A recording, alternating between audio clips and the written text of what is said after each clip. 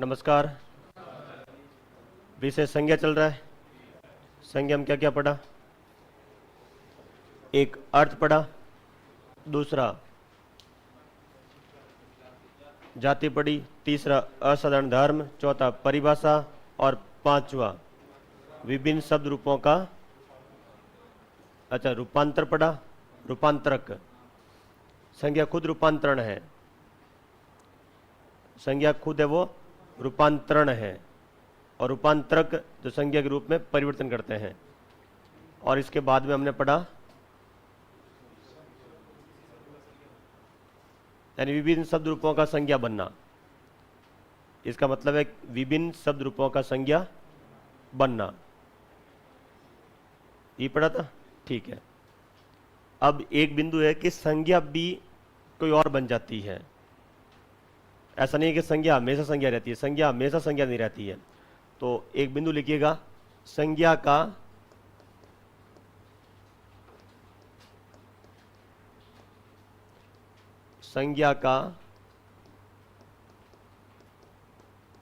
विशेषण बनना।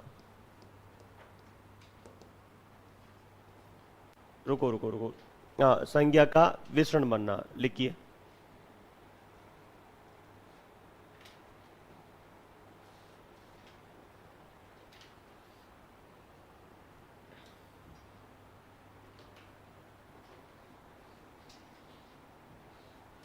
संज्ञा जब किसी शब्द का नाम सूचित करे, संज्ञा जब किसी शब्द का नाम सूचित करे, कॉमा, संज्ञा जब किसी शब्द का नाम सूचित करे, कॉमा, तब वह संज्ञा होती है। तब वह संज्ञा होती है। तब वह संज्ञा होती है। और जब वह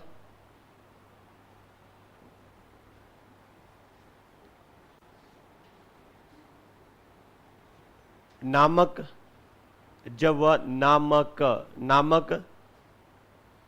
रूपी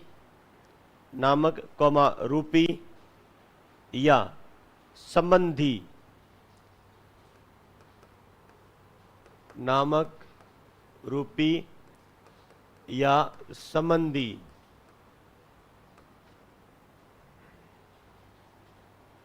शब्द के साथ जुड़कर प्रयुक्त होती है। संबंधी शब्द के साथ जुड़कर प्रयुक्त होती है, कॉमा,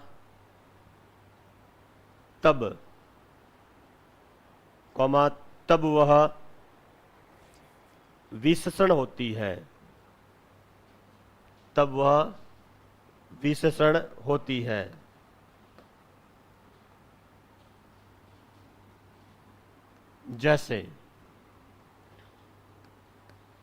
जैसे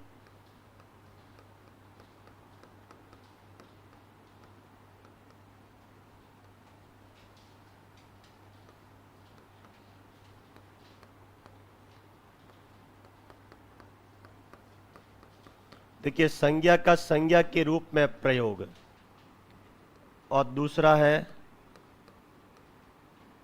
संज्ञा का विशेषण के रूप में प्रयोग।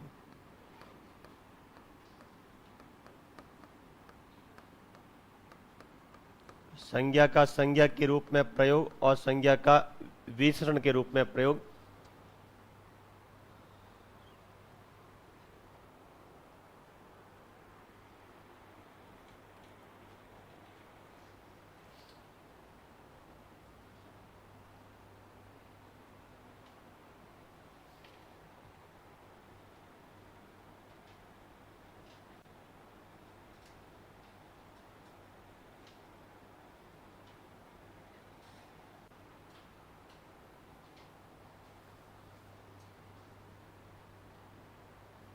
और ये कब होता है? देखिए, संज्ञा किसी का नाम बताए तो संज्ञा होती है, और संज्ञा इनमें से किसी शब्द के साथ जुड़कर प्रयुक्त हो जाए तो फिर वो विशेषण बन जाती है, फिर वो नाम नहीं बताती बल्कि विशेषता बताती है। उदाहरण के तौर पर देखिए,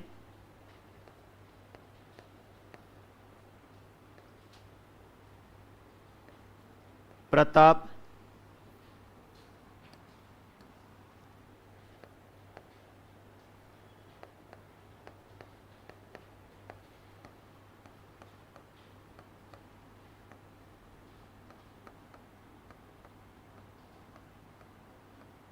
प्रताप पराक्रमी राजा हुए। यहां पर प्रताप क्या है? संज्ञा है, अकेले यही है। पराक्रमी, पराक्रमी यहां पर विशेषण है और राजा वापस संज्ञा। अभी हम ये नहीं पढ़ रहे हैं संज्ञा कौन सा, हम पदों का परिचय नहीं पढ़ रहे हैं। आपकी परीक्षा में सबसे जटिल कोई प्रश्न बनकर आएगा, वो आएगा पद परिचय का। अब आप कहोगे कि आपके सीधा पद परिचय नहीं दिया उसने, आपके कहीं नहीं लिखा है कि पाठ्यक्रम में पद परिचय, पर वाक्य रचना लिखा हुआ है। सिर्फ इतने लिखा कि वाक्य रचना। अब वाक्य रचना में पद परिचय सम्मिलित है, पद क्रम भी सम्मिलित है, सब सम्मिलित होता है वाक्य रचना में। जो वाक्य उक्ति भेद भी उसमें सम्मिलित होता है, उक्ति भेद है वो भी सम्मिलित होता है, वो भी पढ़ना पड़ता हमें। वाक्य रचना दे दी उसने, वाक्य रचना जो भी आएगा। तो वाक्य रचना का एक बिंदु है पद परिचय।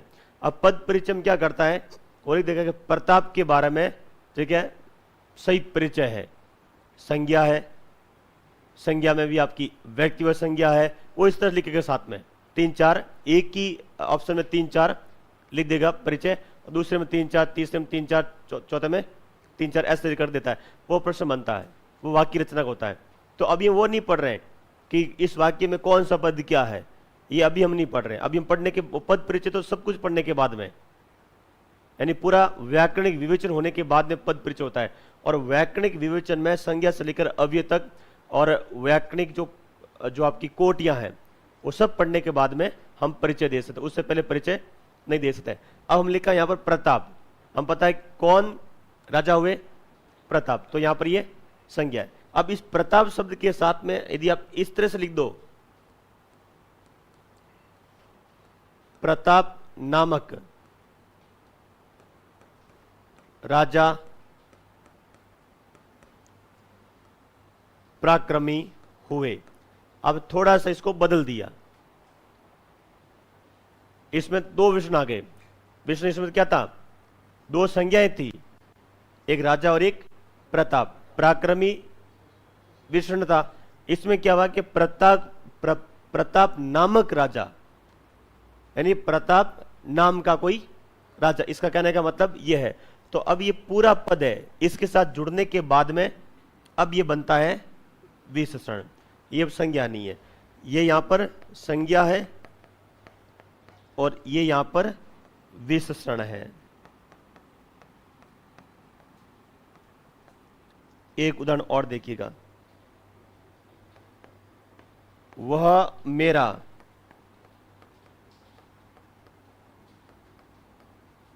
गुरु भाई है।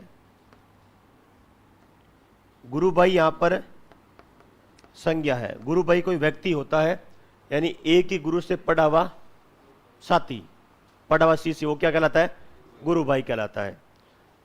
वह मेरा गुरु भाई है। अब इसी पंक्ति को ऐसे लिख दिया जाए, वह मेरा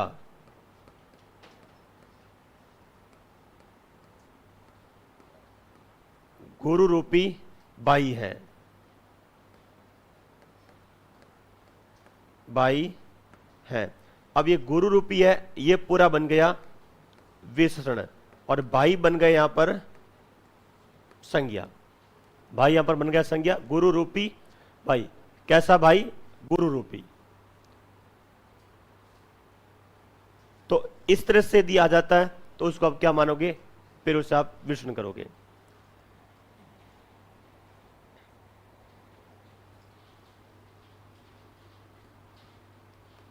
मैं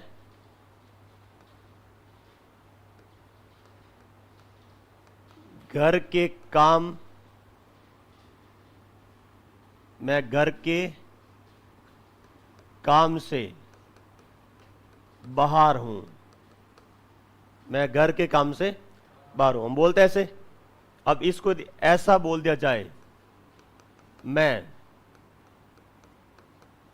घर संबंधी काम से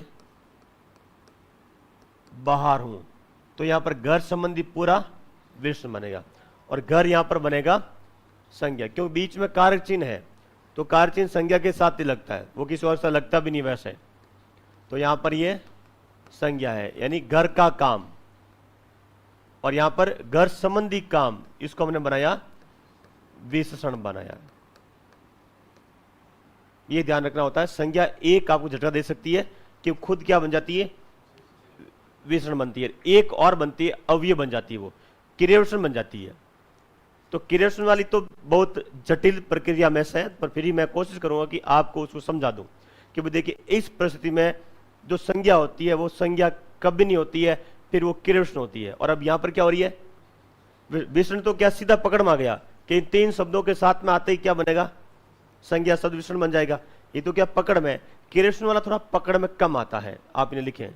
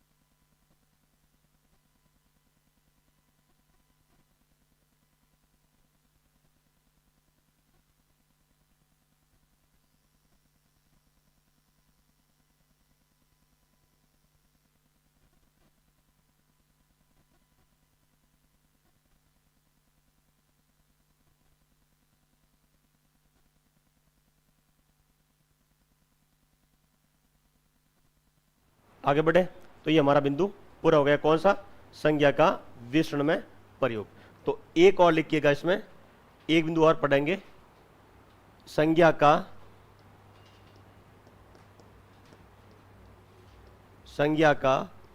क्रिया विशेषण।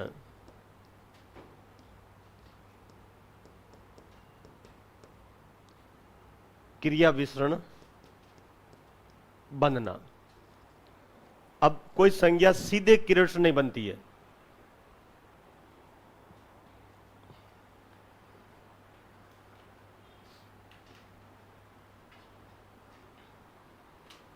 लिखिए,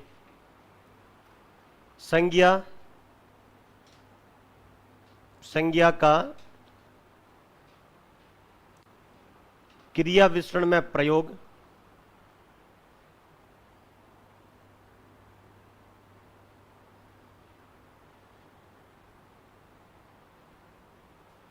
व्यंग्यात्मक अथवा अभिमान की विशेष परिस्थिति में, व्यंग्यात्मक अथवा अभिमान प्रकट करने की विशेष परिस्थिति में होता है।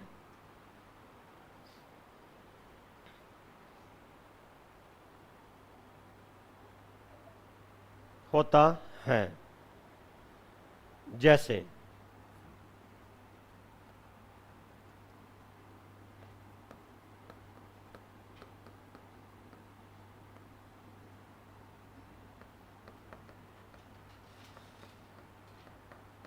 व्यंग्यात्मक स्थिति में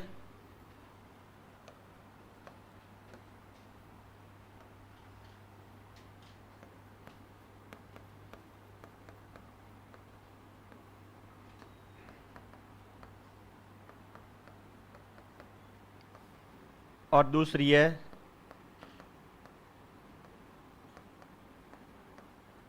अभिमान की स्थिति में।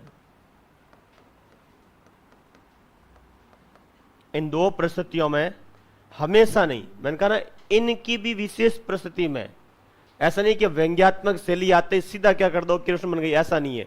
इनकी भी विशेष स्थिति बनती है, तब हम क्या करते हैं, उस समय कोई संज्ञा होती है उसको हम क्रिया विशेषण कहते हैं, वो क्रिया विशेषण के रूप में काम करती है। और उसका भी नाम दे रखा है कि जब कोई संज्ञा क्रिया विशेषण बने, देखिए जब कोई संज्ञा क्रिया विशेषण बनती है तब उस क्रिया विशेषण का एक नाम देते हैं हम अलग से, जैसे बोलते हैं स्थानीय क्रिया विशेषण। वो नीचे लिखा दूंगा आपको। जब कोई संज्ञा क्रिया विशेषण बनती है तब उस क्रिया विशेषण का विशेष नाम होता है जिसमें बोलते हैं स्थानीय क्रिया विशेषण। तो स्थानीय क्रिया विशेषण वो होता है, कोई संज्ञा क्रिया विशेषण बनती है तब उसका नाम दिया है स्थानीय क्रिया विशेषण के नाम से जाना गया उसे। जैसे व्यंग्यात्मक शैली में क्या होता है, कोई व्यक्ति 3-4 साल काम करता है और फिर वो अचानक कह रहा है कि मैं अब पढ़ाई करूंगा, तो दूसरा कोई तो सुनने वाला क्या बोलता है, तो क्या खाक पड़ेगा, काम कर। ऐसा सुना आपने, ये ऐसा सुना आपने? तो उसने खाक पड़ेगा। अब वो व्यक्ति पढ़े नहीं पढ़े वो तो अलग बात है, इसने क्या कर दिया, व्यंग्य तो क्या उस पर, अब ये क्या खाक पड़ेगा, अब लकड़म जाकर पड़ेगा। ये लोग ऐसे बोलते हैं कि 4-5 से किसी पढ़ाई छोड़ दी तो ऐसे बोलते ही हैं। या फिर 3-4 बार कोई परीक्षा दी है, घर वाले बोलते हैं कि एक बार मैं फिर पढ़ूंगा, प्रयास करूं, तो घर वाले ऐसे नहीं बोलते हैं, अब रहने दे, अब तेरे से नहीं हो पाएगा, ऐसे बोलते हैं? नहीं बोल। अब यार 24-25 साल के हो तो आपको नहीं बोलेंगे, अब 30 साल तक जाना और फिर कहना कि मैं अभी एक बार और मैं तैयारी करूंगा, तो घर वाले खुद ही बोलते हैं कि भाई रुक जा, अब तो नहीं पढ़ेगा। तब तो कोई व्यंग्यात्मक शैली बोल दे, अब ये खाक पड़ेगा, पढ़ लिया बहुत है। तो जो आप ये शब्द प्रयोग कर रहे हुए,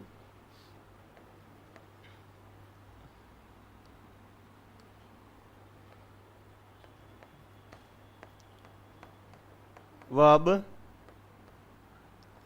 खाक पड़ेगा, तो ये जो आपने खाक लिखा है ये संज्ञा, रुको, हाँ ये क्या है, संज्ञा होता है, पर यहां पर ये क्या है, ये क्रिया विशेषण है, यहां पर ये संज्ञा नहीं है, यहां पर ये क्रिया विशेषण है, ये संज्ञा के रूप नहीं है। जैसे एक वह अब सिर पड़ेगा। अब जानते हो सिर कभी पड़ा जाता है? नहीं जाता है। ये जो स्थिति होती है, अरे ये सिर पड़ेगा यहां इसी में आएगा,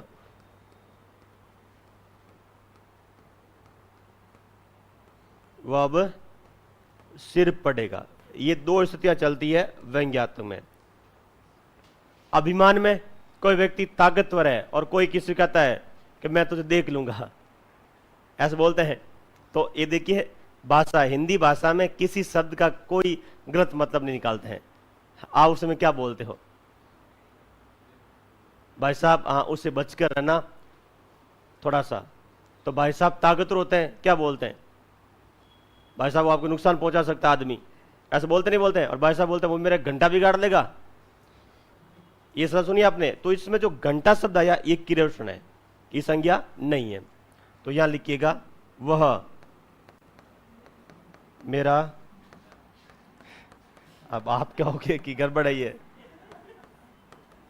अरे भैया हिंदी का है, मैं सीधा लिखता हूं, गड़बड़ता मैं लिखता नहीं। पंडित कामतपस गुरु का कथन है ये, वाक्य उनका। तो इसलिए कहते हैं वो किताब उसमें लिखा है, अपरिश्रम में आगे छपकर तो पता था कि ये गुरुजी की पुस्तक पढ़ने के बाद में आपको ये पता जाएगा कि हिंदी में जो भी बोलते हो ना वो व्याकरण का हिस्सा है। वो किसका है?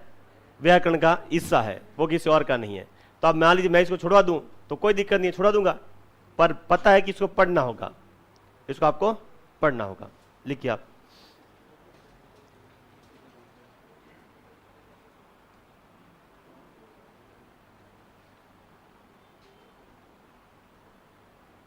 नहीं वाक्य यदि ऐसे गड़बड़ होता तो मैं लिखा था नहीं, मैं इसको जवाब देने के तैयार बैठा हूं।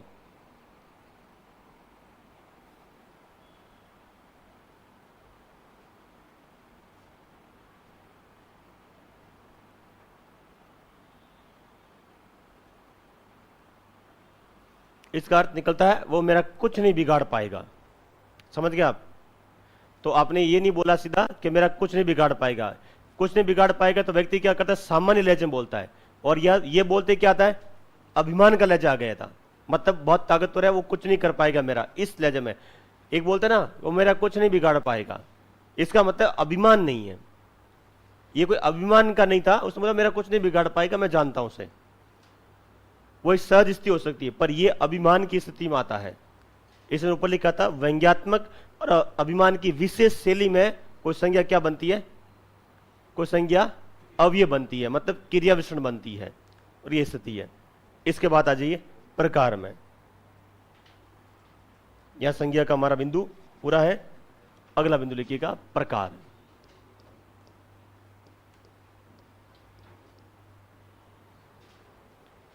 अरे भाई ये वाक्य घर परिवार में बोलते हैं, आपको क्या लगता नहीं बोलते हैं? आप घर में रहो पता चल जाएगा, सारे बोलते हैं। और जो घर वाले बोलते हैं वो तो आगे बाहर जाके कहीं बोल नहीं सकते।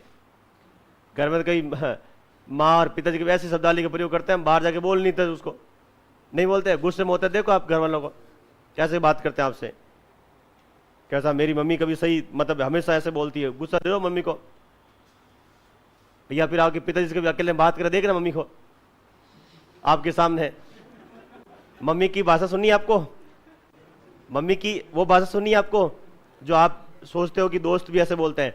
तो मम्मी पापा के सामने, ठीक है, पापा से मम्मी के पीहर वालों के बारे में कुछ कहलवा दो, और फिर देखो आप, फिर सब सुनने को मिलेगा वहां से, और आप बस सुनो उस चीज को, और पापा को 2-3 बता करके और चीज करवा दो आप, होगा ऐसे बिल्कुल। और या फिर देरानी जेठानी साथ बैठी है, फिर उनको सुनो आप, फिर उनकी जो हम उम्र है ना उनको सुनो आप, आपको पता चलेगा। कब सुनिए आपने ये बात है, और सुनना उनको पता चलेगा हाँ वो कहीं न कहीं भाषा का प्रयोग करती है। कौन सी? वो विशुद्ध भाषा का प्रयोग करती है जो हम दोस्तों के साथ करते हैं। तो उनकी भी जब वो सहेलियां मिलती है तो वैसे ही भाषा का प्रयोग करती है घर परिवार में। ग्रामीण परिवेश बता रहा हूँ, शहर में देखिए पढ़े लिखे होते हैं तो उनकी शब्दावली थोड़ी उच्च कोटि की होती है, ठीक है, और ग्रामीण वालों के सीधा लहजा होता है। तो बच्चा कहाँ सीखता है? माता पिता सीखता है। कोई कहता है छोटा बच्चा कहाँ सीख गया? कहीं नहीं सीखा बेटा, उधर से ही सिखाइए। कि हमने कहीं बोला ही नहीं, आपने बोला है।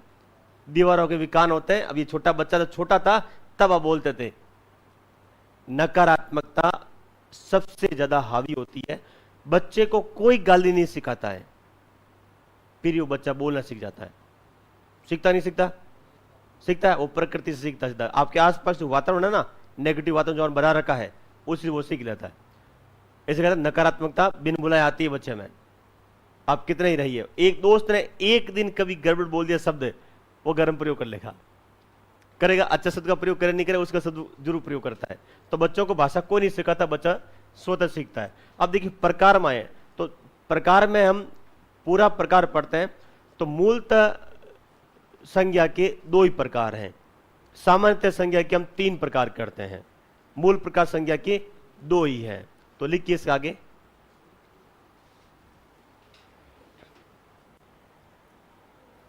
लिखिए संसार की सभी संज्ञाओं से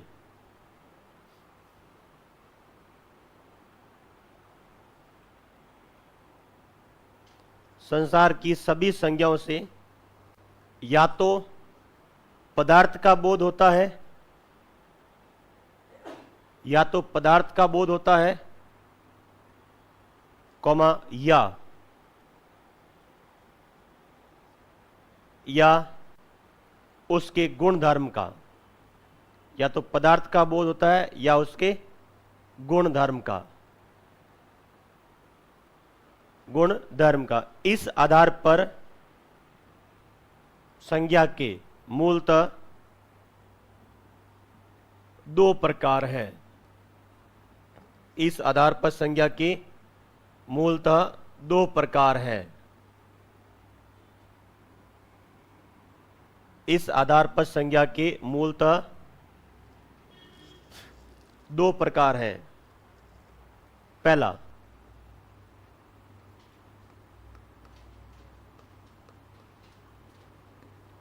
पदार्थवाची संज्ञा, और दूसरा प्रकार है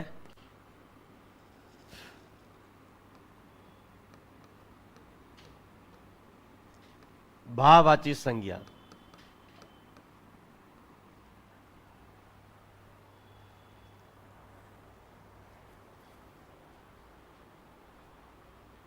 पहला प्रकार है पदार्थवाची संज्ञा, दूसरा है भाववाची संज्ञा।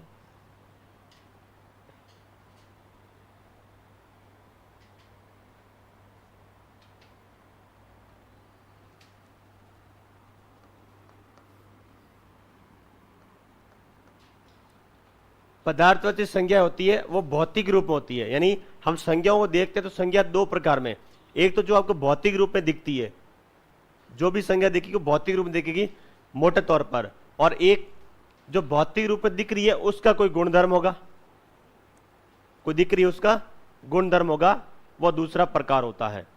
तो लिखिए, इसमें वे सब संज्ञाएं सम्मिलित हैं, इसमें वे सब संज्ञाएं ऑब्लिक नाम,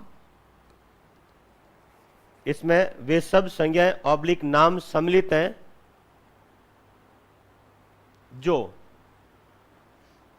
भौतिक रूप में विद्यमान है, जो भौतिक रूप में विद्यमान है।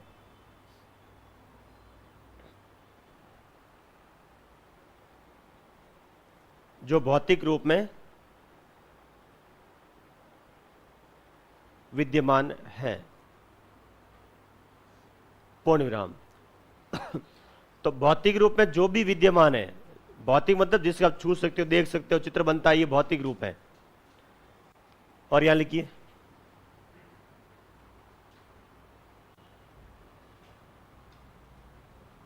इसमें वे सब संज्ञाएं, इसमें वे सब संज्ञाएं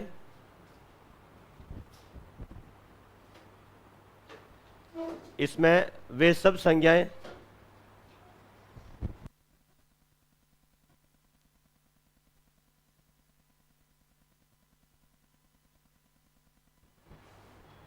इसमें वे सब संज्ञाएं ऑब्लिक नाम सम्मिलित हैं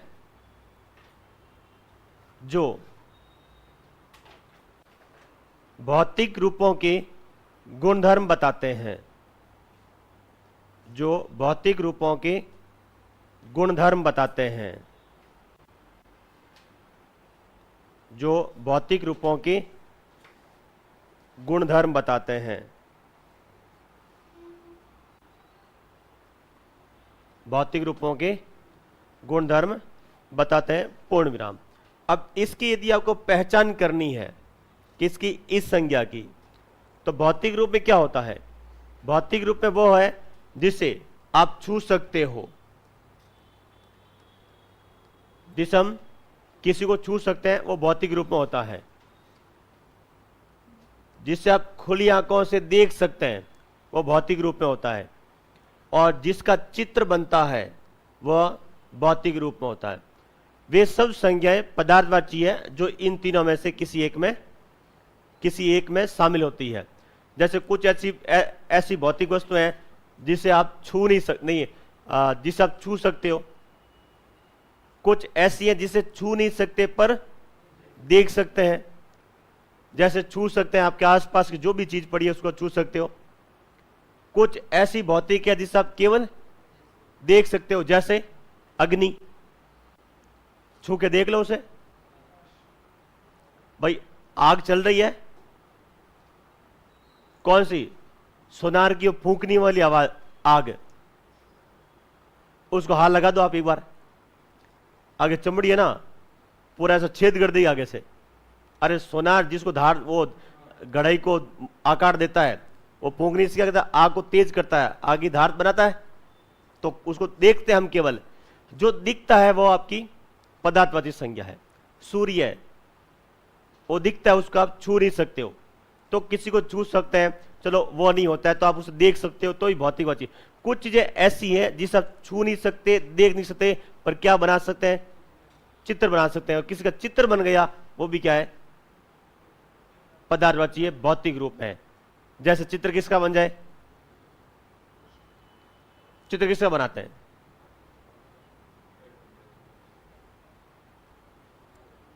आपने पिरामिड देखा? आपने अपने जीवन में पिरामिड देखा? क्या पिरामिड को छुआ आपने? तो फिर आपने पिरामिड का क्या बनाया? क्या देगा आपने? चित्र। किसी चित्र बनाया, तो पिरामिड आपके पास में नहीं है, ना उसे छू सकते आप, ना देख सकते, पर उसका चित्र आप जरूर बनाते हो, तो वो उसी में आता है। वो भौतिक ही है। भौतिक है तभी तो वो किसी ने देखा है। या देखने का मतलब है कि किसी ने भी देखा है और उसे चित्र बनाया, हमने मान लिया कि भैया ये है। ये क्या हमारा एक भौतिक रूप है। और जिससे आप ना छू सकते, वह नाम जिससे ना छू सकते, ना देख सकते और ना चित्र बनता है, वो क्या होता है? भाववाची होता है। अब जैसे मान लीजिए मैं आपसे कहता हूं हिमालय, दिखता आपको हिमालय? और दिखता है, चित्र देखा आपने, बनाते हो ना, तो हिमालय पदार्थवाची संज्ञा है। और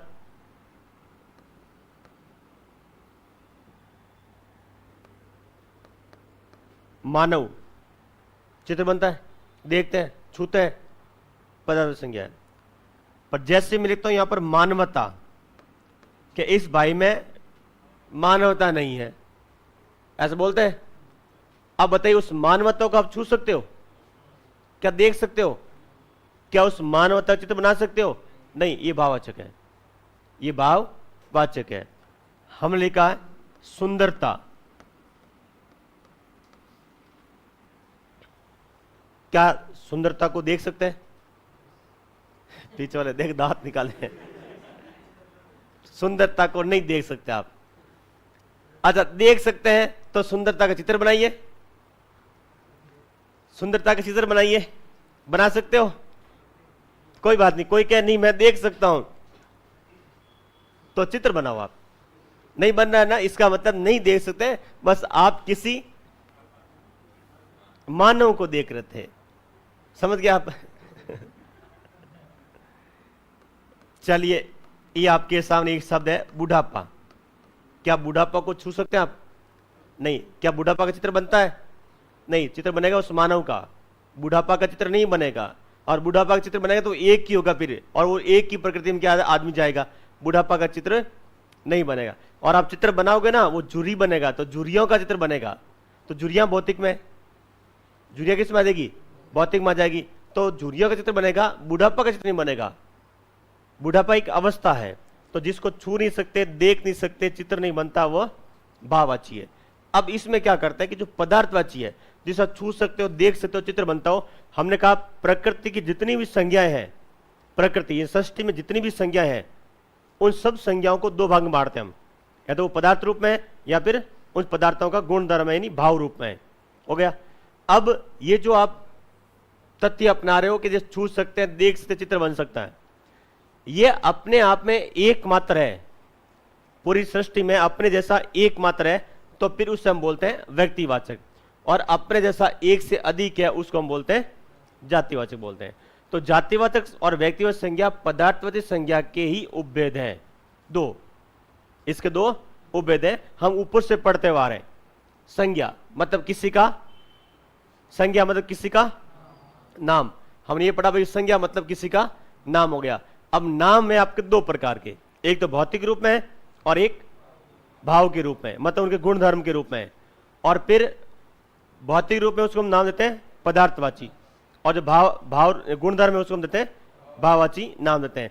हमने कहा कि हम कैसे पहचानेंगे, तो हमने कहा भाई तीन सिद्धांत लगा दीजिए आप, तीनों लगे या कोई एक लगे। यदि लागू हो छूना, देखना, चित्र बनाना तो और लागू नहीं हो तो भाववाची होता है।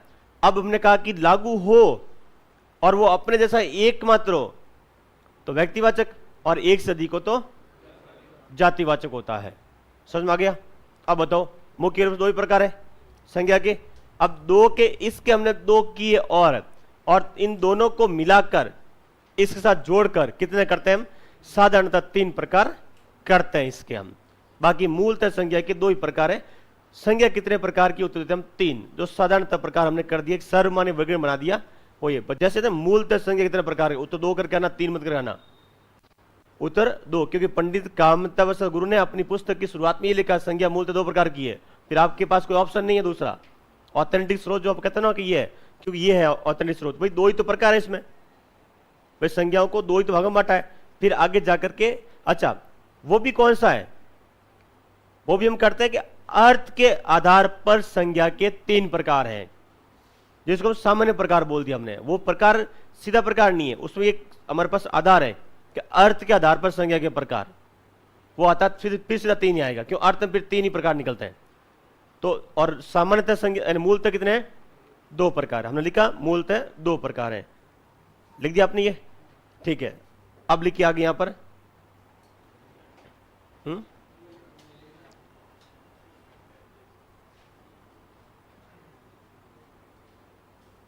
रुको,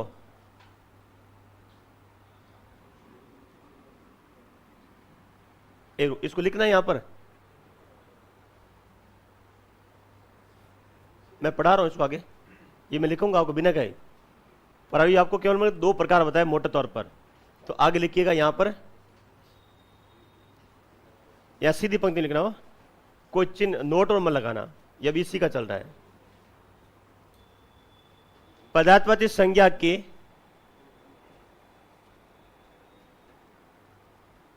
अर्थ के आधार पर, पदार्थवाची सीधा लिखना, सीधा, पदार्थवाची संज्ञा के अर्थ के आधार पर दो प्रकार बनते हैं, व्यक्तिवाचक और जातिवाचक।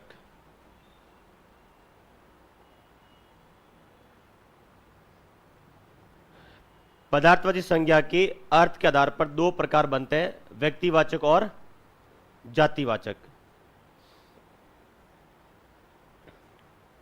व्यक्तिवाचक और जातिवाचक, पूर्ण विराम। इन दोनों को आगे लिखिए, इन दोनों को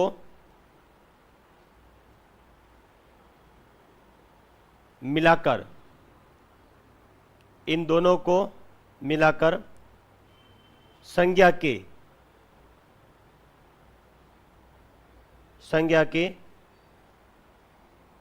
अर्थ के आधार पर संज्ञा के अर्थ के आधार पर 3 प्रकार बनते हैं। इन दोनों को मिलाकर संज्ञा के अर्थ के आधार पर 3 प्रकार बनते हैं, जिन्हें ही संज्ञा के सामान्य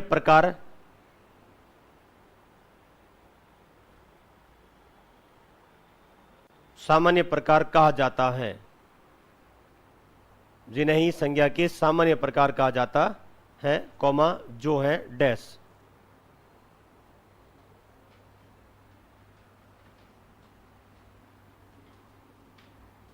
तो अब हमारे पास संज्ञा कितने प्रकार हो गए? कितने हो गए? 3 हो गए। अब जो आपने लिखा है उसके आगे देखिए, हम ऐसे लिखेंगे इसको। पहला, दूसरा और तीसरा। पहला प्रकार है व्यक्तिवाचक संज्ञा। दूसरा प्रकार है जातिवाचक संज्ञा। और तीसरा प्रकार है भाववाचक संज्ञा।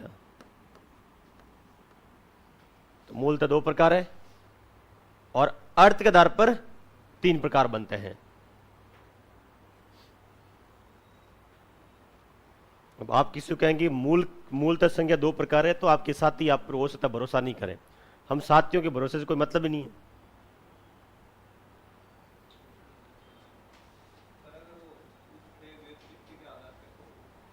वो अलग आधार आएगा, इसलिए मैंने लिखा था ना, अर्थ के आधार पर 3 प्रकार है। फिर ये 3 प्रकार पूरे पढ़ लेंगे, फिर हम जाएंगे व्युत्पत्ति में जाएंगे हम।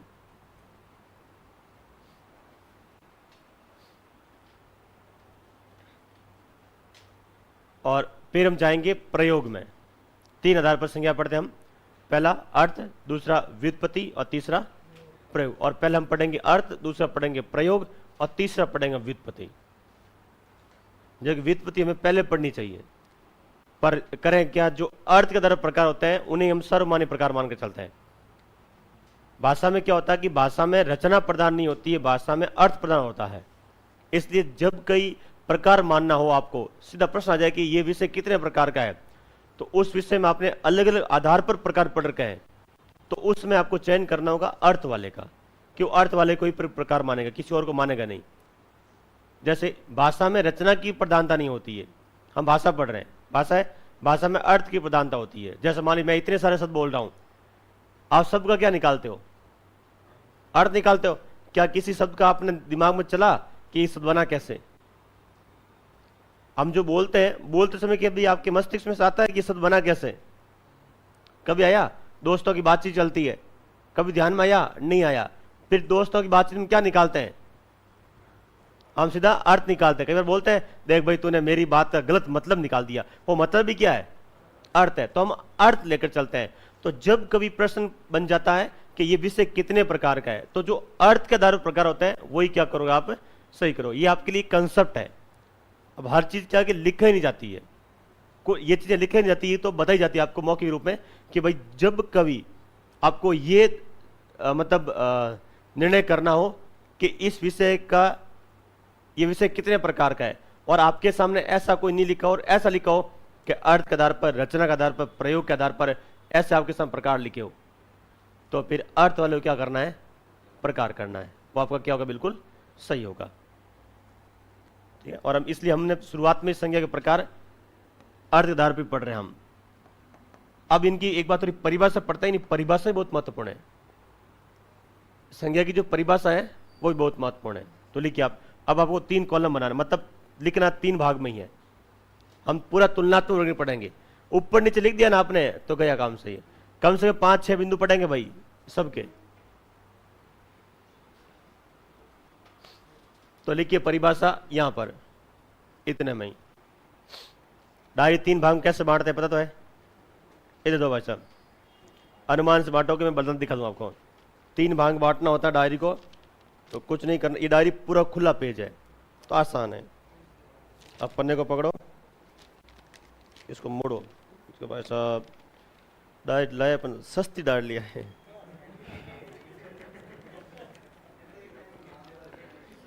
मजाक कर रहा हूँ, ये नमी है इसमें, पन्ने में पन्ना मुड़ नहीं रहा है। हाँ, नमी का जैसे नहीं मुड़ रहा है, बाकी तो। अब इसको आप ये काम करो, इसको मिलाओ ऊपर से और यहाँ तक 3 भाग कर दो। कर दोगे? यही करना होगा, क्यों मेरे पास तो मैं मिला ही देता हूँ। रुको, इनको भाई साहब के हैं,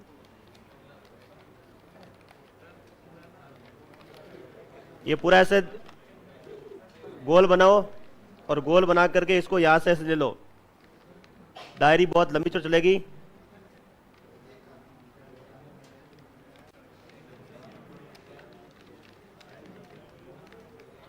ये आपको क्या करना होता है, जब मैं समझाता हूं ना तब करना होता है। ये देखिए, अब ये हो गया। अब ये 3 प्रकार 3 भाग में ये इतना कर दिया, यहां तक ही मिलाना, जो तार होता ना उस वायर तक ही। ये इसके 3 हिस्से हो गए।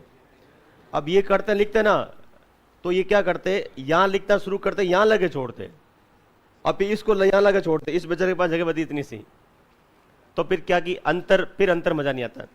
इसमें आपको इस धारी तक ही लाना है। हो गया, ये 3 भाग बन गए।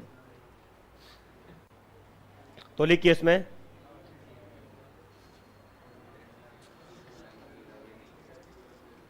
जिन संज्ञाओं से व्यक्ति में, लिखिए जिन संज्ञाओं से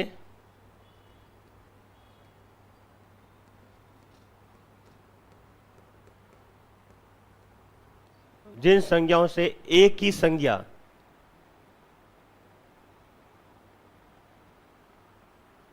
जिन संज्ञाओं से एक ही संज्ञा अथवा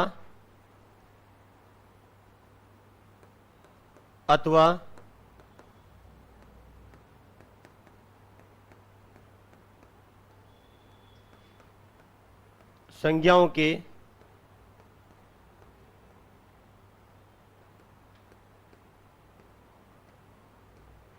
एक ही समूह, जिन संज्ञाओं से एक ही संज्ञा अथवा संज्ञाओं के एक ही समूह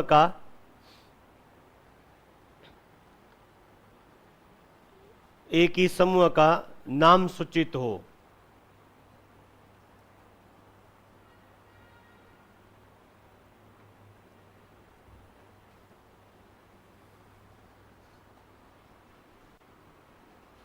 कॉमा, उसे व्यक्तिवाचक संज्ञा कहते हैं, या जिस संज्ञा से एक ही संज्ञा अथवा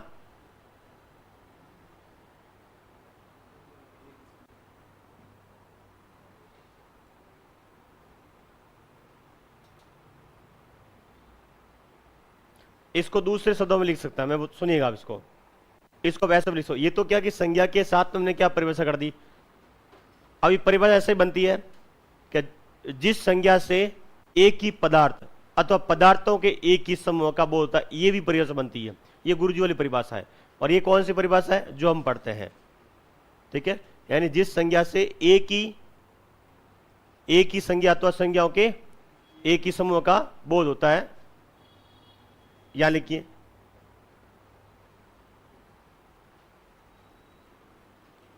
जिस संज्ञा से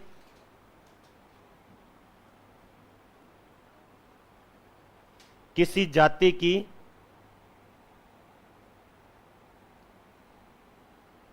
संपूर्ण संज्ञाओं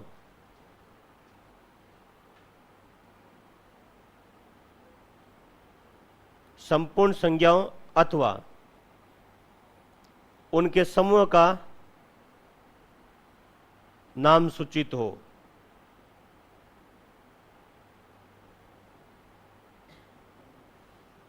उनके समूह का नाम सूचित हो,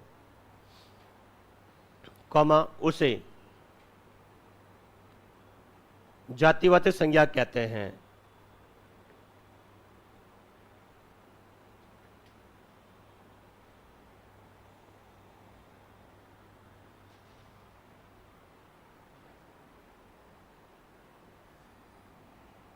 इस तरफ भाव में लिखिए जिस संज्ञा से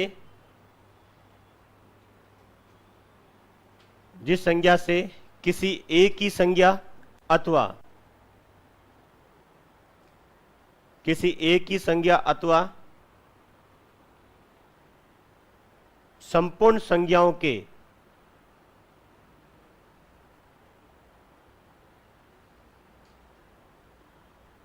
गुणधर्म, संपूर्ण संज्ञाओं के गुणधर्म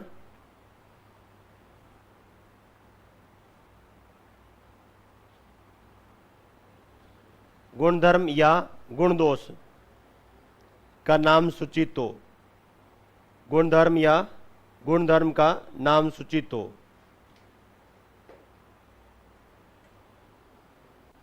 कॉमा उसे भाववाचक संज्ञा कहते हैं।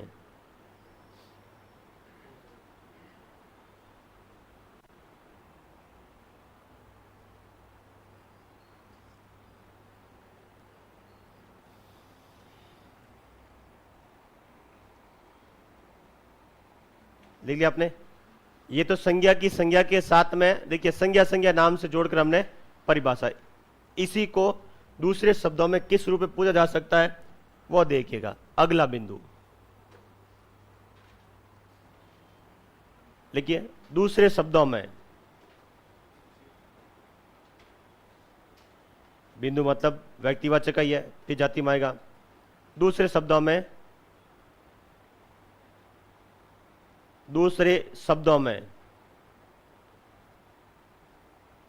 कॉमा पर अब चिन्ह नहीं लगाना है, नीचे से लिखना है ताकि पता रहे कि ऊपर वाली अलग थी, नीचे वाली अलग है।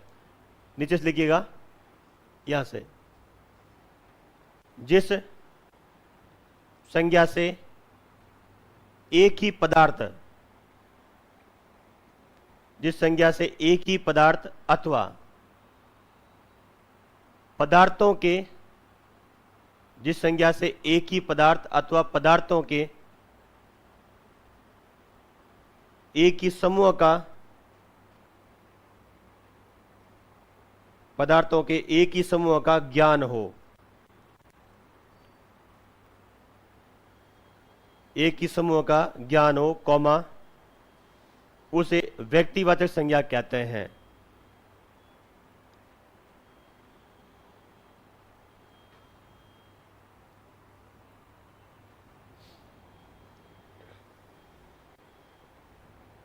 यहां लिखिए दूसरे शब्दों में,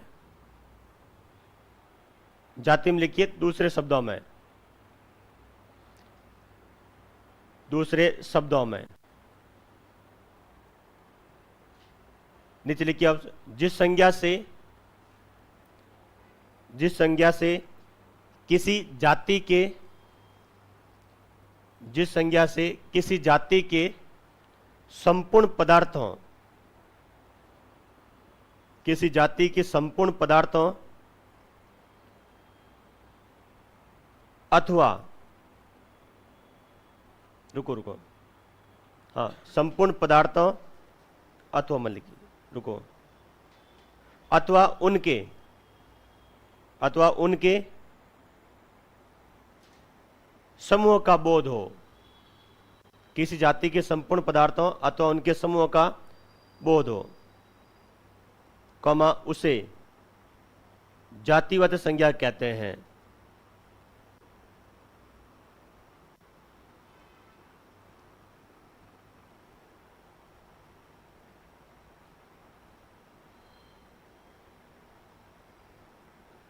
इस लिखिए दूसरे शब्दों में, भाव में लिखिएगा दूसरे शब्दों में,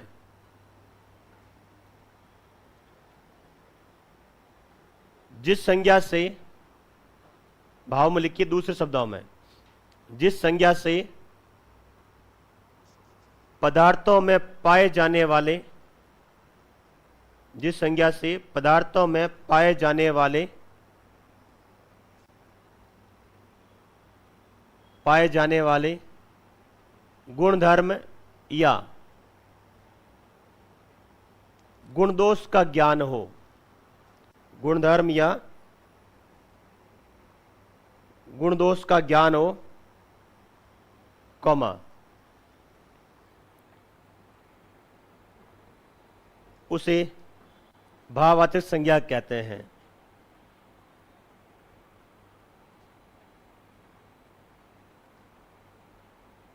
ये परिभाषाएं हैं, इन परिभाषाओं से तो कभी कोई संज्ञा का प्रश्न हल होता नहीं है, ना कभी होगा। परिभाषाएं की परिभाषा होती है, किताब पढ़ ली, परीक्षा में आती है, उद्धृति कर दिया, बस इतना ही है।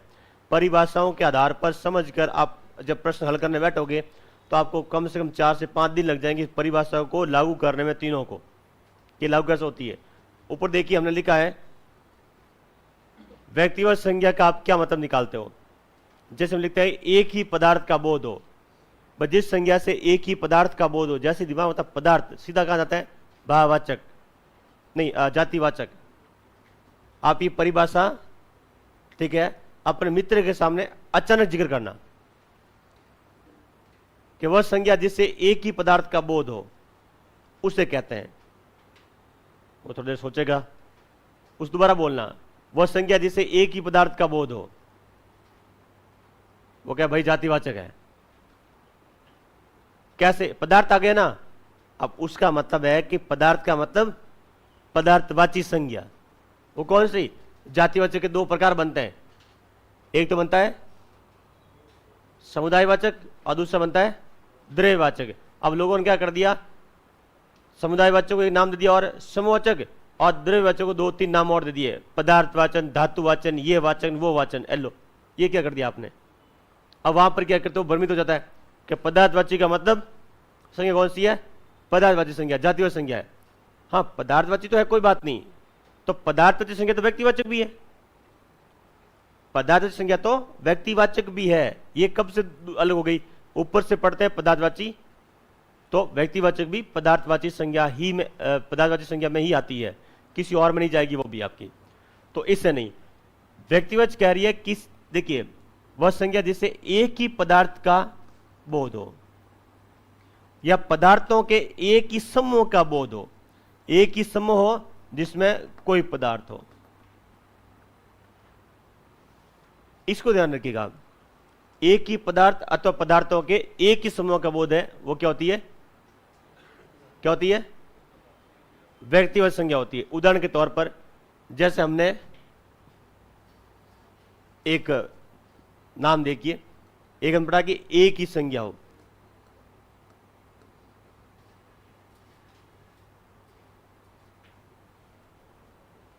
जब देश आजाद हुआ तब ब्रिटेन का प्रधानमंत्री कौन था, विंस्टन चर्चिल,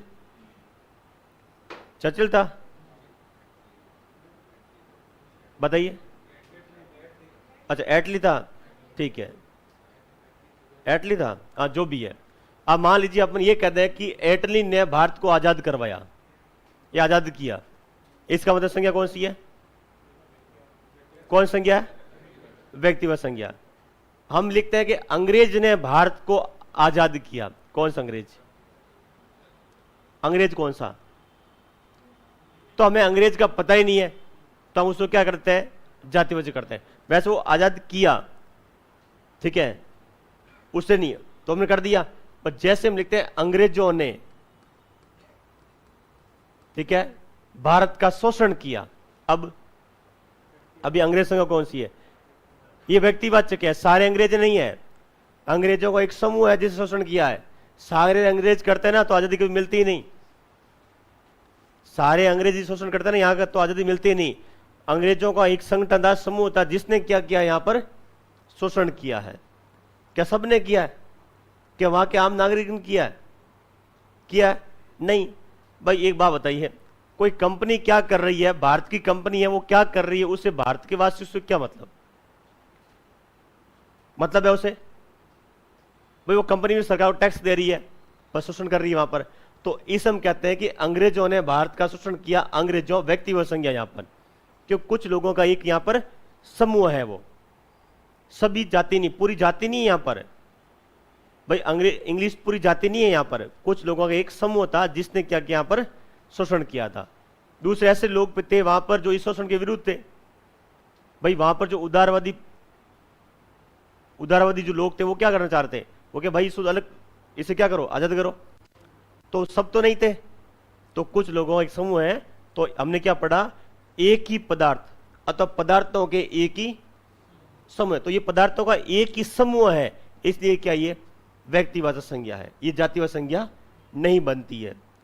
अब केवल अंग्रेज पढ़ोगे तो हम कहते हैं ये जातीय संज्ञा है, वो सभी सम्मिलित हो गए।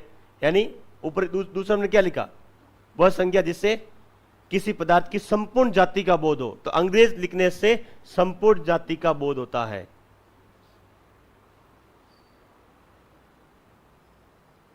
अच्छा, हम बोलते हैं कि जैसे मान लीजिए मुगलों ने भारत पर शासन किया।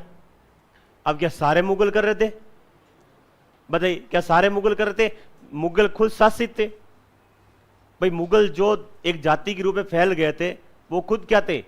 शासित थे। क्या शासक थे? अच्छा, क्या सारे राजपूत शासक थे? नहीं, कुछ लोग थे वो शासक थे, ठीक है, सब नहीं थे। वो भी तो शासित थे भाई, ठीक है, उनको कोई चीज छूट हो सकती थी, पर शासित तो थे। शासक कब होता है? जब सारे वो निर्णय करता है, और शासित जो निर्णय को मानता है, मानने वाला शासित होता है। तो इस तरह से एक जो समूह बनता है, देखिए एक ही व्यक्ति या व्यक्तियों का एक समूह है, वो होता है व्यक्तिवाचक। और संपूर्ण जाति आ गया, तब क्या आएगा? जातिवाचक संज्ञा आएगा। यानी पूरी जाति का जिससे बोध हो, उसमें जातिवाचक। इन दोनों में दिक्कत हो सकती है। और विशेष रूप से एक ही पदार्थों के एक ही समूह है, इसको क्या करते हैं? ऐसा नहीं है कि जातिवाचक कर दो साहब, इससे ढंग से पढ़ लेना, इसको व्यक्तिवाचक करना आपको इसमें। अब अगला बिंदु है हमारे इसकी पहचान। इस संज्ञा की पहचान क्या है? अब पहचान तो क्या है कि वैसे पहचान तो ऊपर से पढ़ते हैं ना पदार्थ से, तो सीधी समझ में आती है ये, पर हमने क्या कर दिया कि 3 प्रकार बांट दिए, तो थोड़ी सी पहचान आपको बढ़ानी पड़ेगी। एक रुक दीजिए, मैं पहचान लिख देता हूं आपको। लिखो तीन तरफ पहचान लिखो, तीनों तरफ लिखिए पहचान। अगला बिंदु मान लीजिए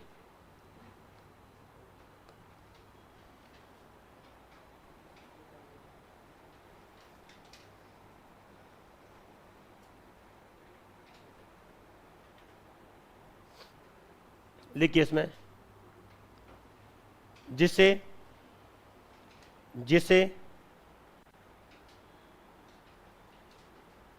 हाथ से छू सकते हैं, जिसे हाथ से छू सकते हैं,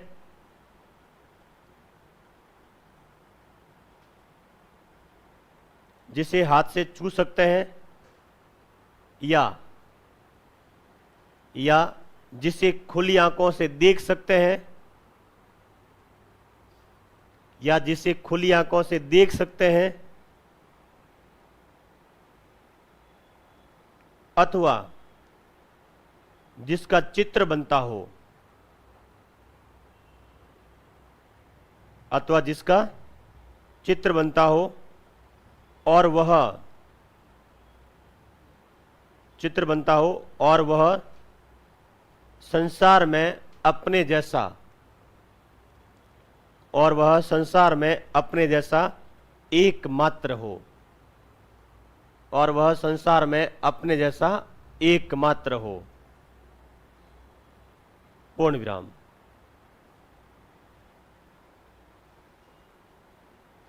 पूर्ण विराम हो गया। अब आइए जातिवाचक में। जिसे हाथ से छू सकते हैं, जिसे हाथ से छू सकते हैं,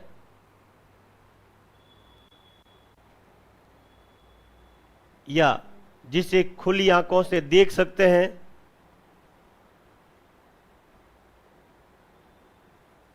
मैं खोली इसलिए दिखा रहा हूं, कोई क्या बंद कर लो को दिखेगा नहीं। बंद करने के बाद अंदर दिखता है। जिसे खुली आंखों से देख सकते हैं, अथवा जिसका चित्र बनता हो,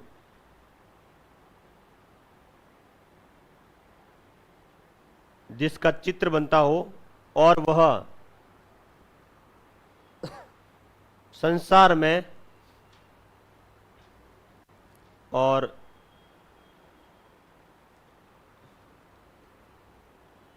वो नहीं आएगा, वे आएगा, और वे संसार में अपने जैसे, और वे संसार में अपने जैसे एक से अधिक हो, चाहे भले ही वो 2 हो, एक से अधिक हो। पूर्ण विराम। तो दोनों की परिभाषा क्या थी? नहीं, दोनों की पहचान में क्या है? शुरुआती पहचान समान आ रही है कि दोनों ही क्या है? पदार्थवाची है। दोनों ही पदार्थवाची है, इसलिए दोनों की पहचान एक ही चल रही थी। अंत में भिन्न हुई, एक हो तो व्यक्तिवाचक, एक सदिक हो तो जातिवाचक, भाववाचक अलग है। तो लिखिए इसमें, जिसे, या लिखिए जिसे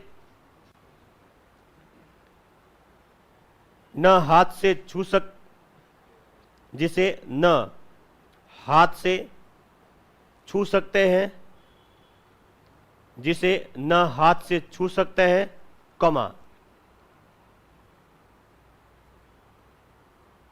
न खुली आंखों से देख सकते हैं,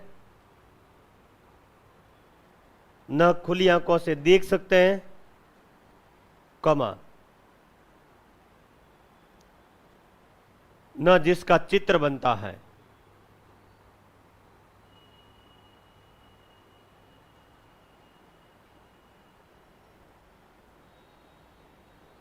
न जिसका चित्र बनता है, पूर्ण विराम। भाववाचक इतनी पहचान है। ये पहचान दो ही थी हमारे पास में, ये पहचान उल्टी कर दो, इधर आ जाएगी। शुरुआती संज्ञा है पदार्थवाची, और ये देखिए यहां पर ये दो ही तो प्रकार है, एक पदार्थवाची, दूसरा भाववाची। पदार्थवाची मतलब ना देख सकते हैं, ना चित्र बनता है, और ना छू सकते हैं। नहीं, देख सकते हैं या चित्र बनता हो या छू सकते हैं, तीनों में से कोई एक होना चाहिए। तीनों अच्छी बात है, तीनों में से कोई एक होना चाहिए। और इस तरफ ना देख सकते हैं, ना चित्र बनता है, ना छू सकते हैं, दो ही है। और ये कार्य कर सकते हैं अपने जैसा एकमात्र व्यक्तिवाचक, और अपने जैसा एक से अधिक तो जातिवाचक। हमने कहा था इसी के अर्थ आधार पर दो प्रकार बने, ये बने दोनों को मिलाकर हमने तीन प्रकार पढ़ा।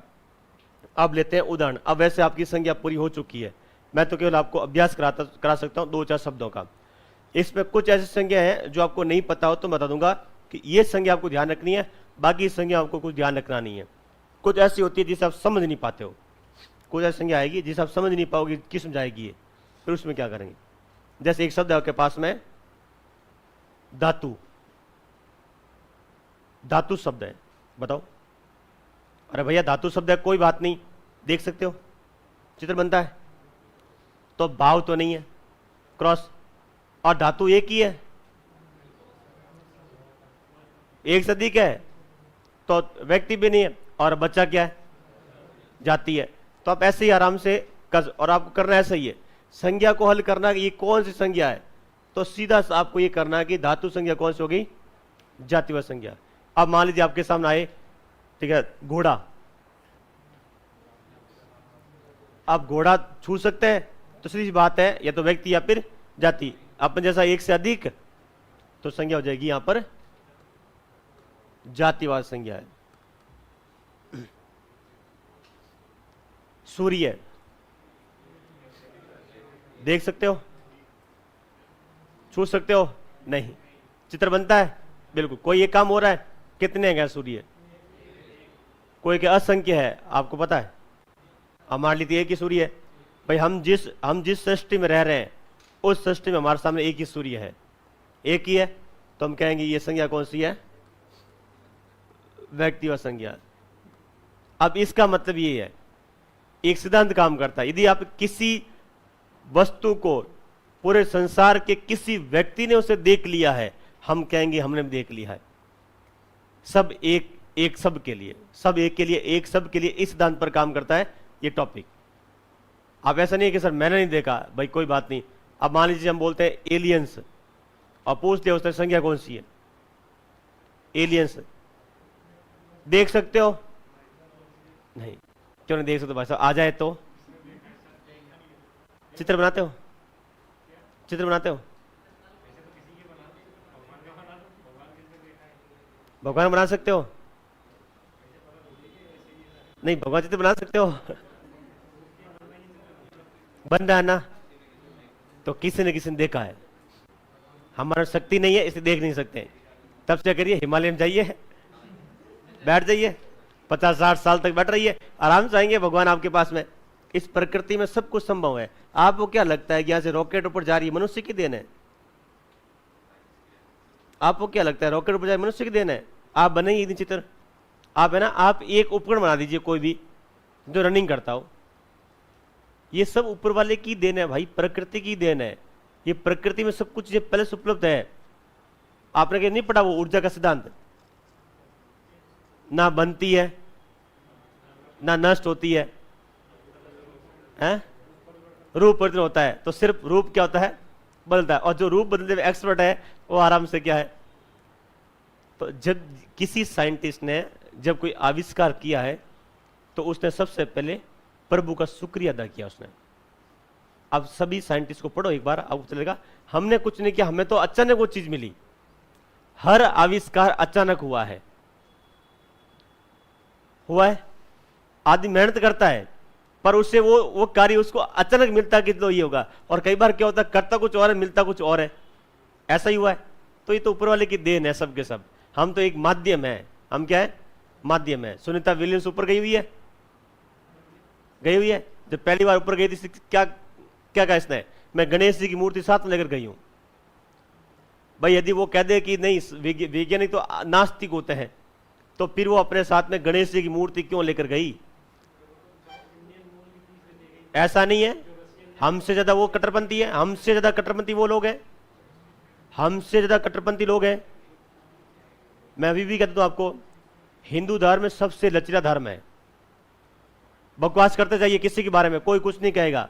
आप दूसरे धर्म के बारे में एक बार बोल कर देख लीजिए। आप हिम्मत है बोलकर, कोई धर्म हो बोलकर देख लीजिए। आप, मैंने कहा था यहूदी, आप एक बार उसके बारे में बोलकर देख लीजिए। आप सोशल मीडिया पर आइए, उस पर बोलकर देख लीजिए आप, फिर देखिए आप खेल। भाई हिंदू धर्म कहते हैं सबसे लचीला धर्म है। बकवास करने वाला खूब बकवास करते हैं, कोई कहने वाले नहीं होता उनको, किसी कोई फर्क नहीं पड़ता। इसलिए कहते हैं इस धर्म में सबसे ज्यादा लचीलापन किसमें है? हिंदू धर्म में। इसका सनातन धर्म है, सदियों चला आ रहा है, लचीलापन है, आगे बढ़ता रहेगा ये। और ये बिल्कुल आगे बढ़ेगा क्योंकि इसमें लचीलापन है। कठोरता होती है, लोग या तो उसके साथ जुड़ते हैं या उससे हटने लग जाते हैं। कठोरता के साथ में लोग जुड़ते हैं या फिर उससे हट लग, दो ही चीज होती है उसमें। लचीलापन के साथ में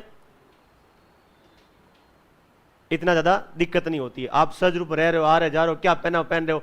कभी किसी ने कोई बंदिश लगाई?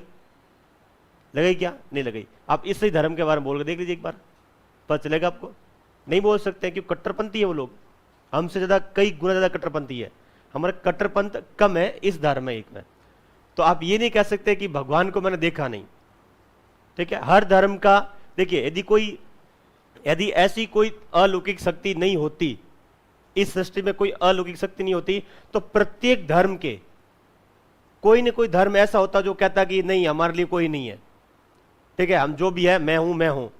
ऐसा कोई धर्म कहता है? नहीं कहता है। सभी धर्म ये कहते हैं कि हमारे जो सर्वस्व है वो ऊपर वाला एक है, और सबने एक नाम दे रखा है। नाम दे रखा है ना। इतने सारे लोग तो झूठ नहीं हो सकते भाई। कोई ईश्वर बोलते हैं, कोई अल्लाह बोलते हैं, कोई ईसा मसीह बोलते हैं, सब अपना क्या करते हैं? नाम दे रखा है, सब नाम दे रखा है। इसका मतलब है हम क्या भाई, हम तो तुच्छ प्राणी हैं, हम तो तुच्छ प्राणी हैं। ठीक है, हम तो हमें मानना है, मैं तो ये कहता हूं आपको। और नहीं मानना है, आपको लगता है कि ईश्वर नहीं है, तो बेटा एक काम करना, परीक्षा सामने आए तो भगवान का नाम गलती से मत लेना, तो मानूंगा कि अब नहीं है। पहले जाएंगे, हे भगवान, हे गणेश जी, आज मैं आया हूं, हे बजरंग बली, 5 मंगलवार कर लूंगा, पर इस बार पार निकाल दे, मैं पूरे साल मंगलवार कर दूंगा। बोलते हैं, बिल्कुल बोलते हैं। तो कहने का मतलब कोई धर्म है वो नहीं कहता है कि हमारे इष्ट नहीं है, वो सब कहते हैं। हाँ, कोई मूर्ति पूजक है, कोई मूर्ति पूजक नहीं है, कोई भौतिक रूप पूजा नहीं करते, केवल आध्यात्मिक रूप में करते हैं। समझ गए आप? भौतिक रूप में, जैसे हिंदू धर्म में मूर्ति पूजक है, और मुस्लिम मूर्ति पूजक है नहीं है। वो मूर्ति पूजक काफिर बोलते हैं भाई, वो मूर्ति पूजक को काफिर बोलते हैं। काफिर मतलब जो मूर्ति की पूजा करते हैं, तो वो मूर्ति पूजक कैसे हो फिर? नहीं है। नहीं सुनते आप? सामान्य शब्दावली का प्रयोग सुना नहीं आपने? सुनते ही है। तो सूर्य। अब मुद्दा ये, जब इन्होंने कह दिया कि ईश्वर संज्ञा आ जाए तो फिर किस में लेंगे? ईश्वर, इसे किस मानोगे? व्यक्ति, जाति या भाव? भाई ईश्वर को व्यक्ति मानोगे, जाति मानोगे, भाव मानोगे?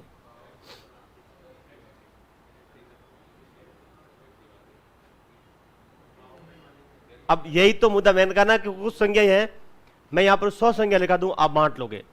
पर जैसे ही बोलूंगा ईश्वर, तो आप सोचने लग जाओगे ईश्वर किस माने। क्या ईश्वर को छू सकते हैं? क्या ईश्वर को देख सकते हैं?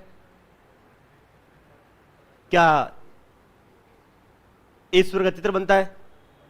बनता है। कैसा? महादेव जी का तो बना दिया आपने, भाई ईसा मसीह का आपने बना दिया। अब मुझे बताइए ईश्वर का बनाइए आप, गॉड का चित्र बनाइए आप, भगवान का चित्र बनाइए आप। नहीं बनाते हो तो हमने क्या लिखा है ऊपर, संज्ञा की परिभाषा क्या चल रही है। अब वो परिभाषा काम आएगी, जिस संज्ञा से किसी एक ही व्यक्ति यानी एक ही पदार्थ अथवा पदार्थों के एक ही समूह का बोध हो।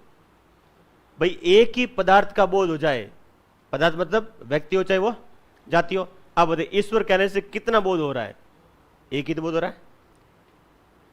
भाई ईश्वर देख रहा है तो सब यही बोल रहे हैं, तो सबके लिए तो एक ही तो है, तो ईश्वर से एक ही का बोध होता है। ईश्वर आपकी संज्ञा है, व्यक्तिवाचक संज्ञा है। जातिवाचक गलती से मत करना, भाव तो बिल्कुल भी नहीं है, ठीक है। भाव तो इतनी सृष्टि रचना कर रखी, भाव तो कैसे हो सकते हैं। अच्छा अब बताइए प्रकृति शब्द आपके पास में एक,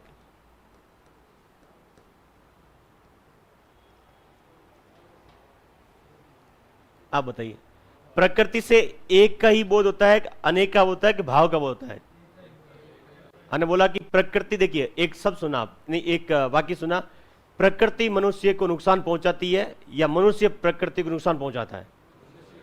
मनुष्य प्रकृति को नुकसान पहुंचाता है। मनुष्य कहीं खड़ा है, वो उसका दोहन कर रहा था, हम कहते हैं प्रकृति का दोहन कर रहा है। तो प्रकृति कितनी है? एक ही, जो पूरी है ना इसको हम प्रकृति बोलते हैं, और वो एक में आती है।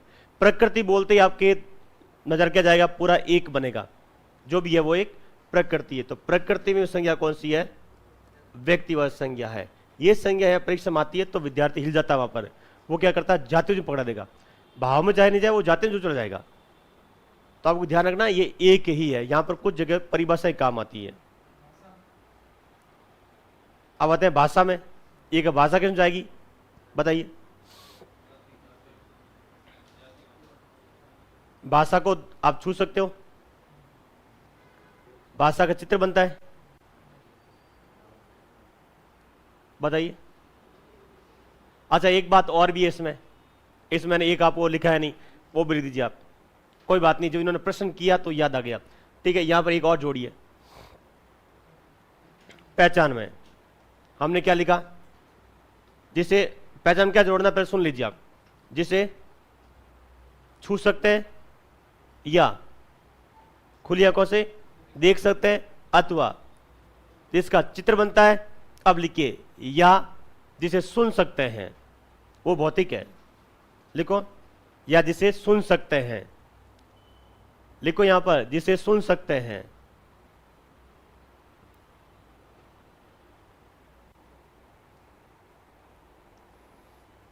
एक और जोड़ दो नीचे, सुन सकते हैं, और यहां भी सुन सकते हैं, और यहां भी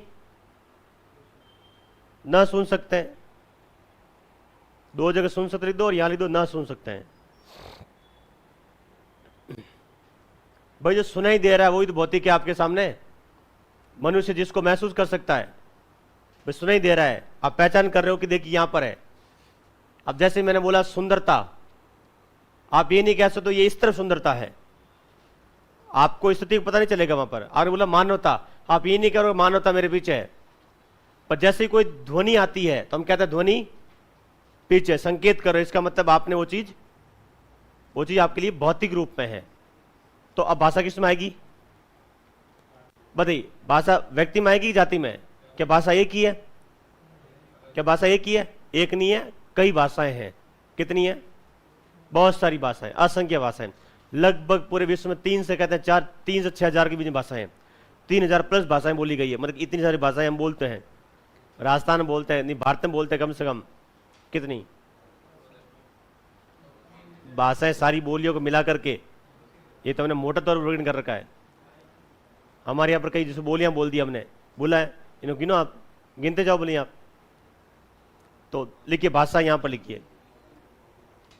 अच्छा दिन, दिन ये शब्द है, इनको शब्दों को समझो आप। एक बार यहां से निकल गए ना, उसके बाद में डिस्कस ही करना रहेगा आपके लिए। दिन,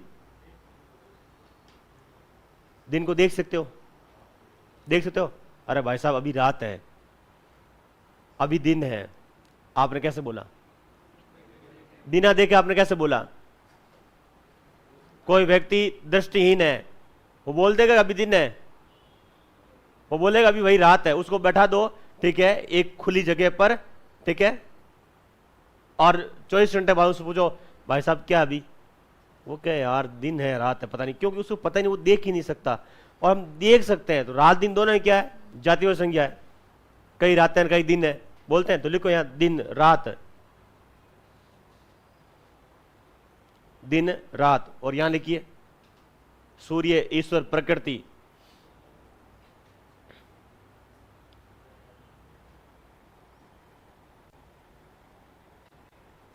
यहां लिखिए बुढ़ापा, यहां लिखिए भाव में लिखिए बुढ़ापा, हम छू नहीं सकते बुढ़ापे को। बुढ़ापा, मानवता, सुंदरता, बुढ़ापा, मानवता, सुंदरता।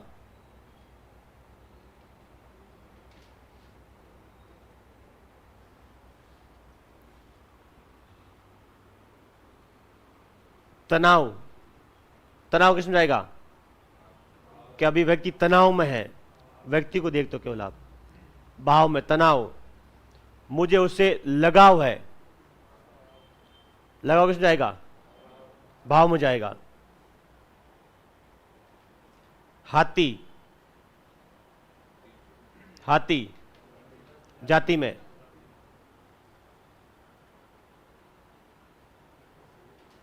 कोहिनूर, कोहिनूर व्यक्ति में। कोहिनूर बोलते दिमाग में क्या आएगा? हीरा आएगा। कहां हीरा? नहीं, अब कहां हीरा? वो ब्रिटेन में। ब्रिटेन में कहां है? महारानी के पास में कहां है? ताज में है। ताज के बीच में लगा भाई, ऐसे क्या कर रहे हो आप? हाँ, ब्रिटिश ताज में है, ऐसे बोल तो दिखता आपको वो एक ही है, कोहिनूर। तो लिखो यहां पर कोहिनूर, व्यक्तिवाचक।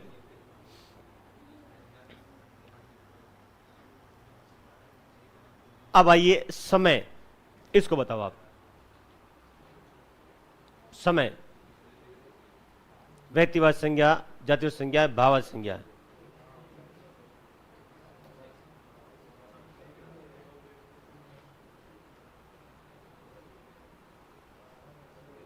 बताओ आप, जातिवाचक या भाववाचक?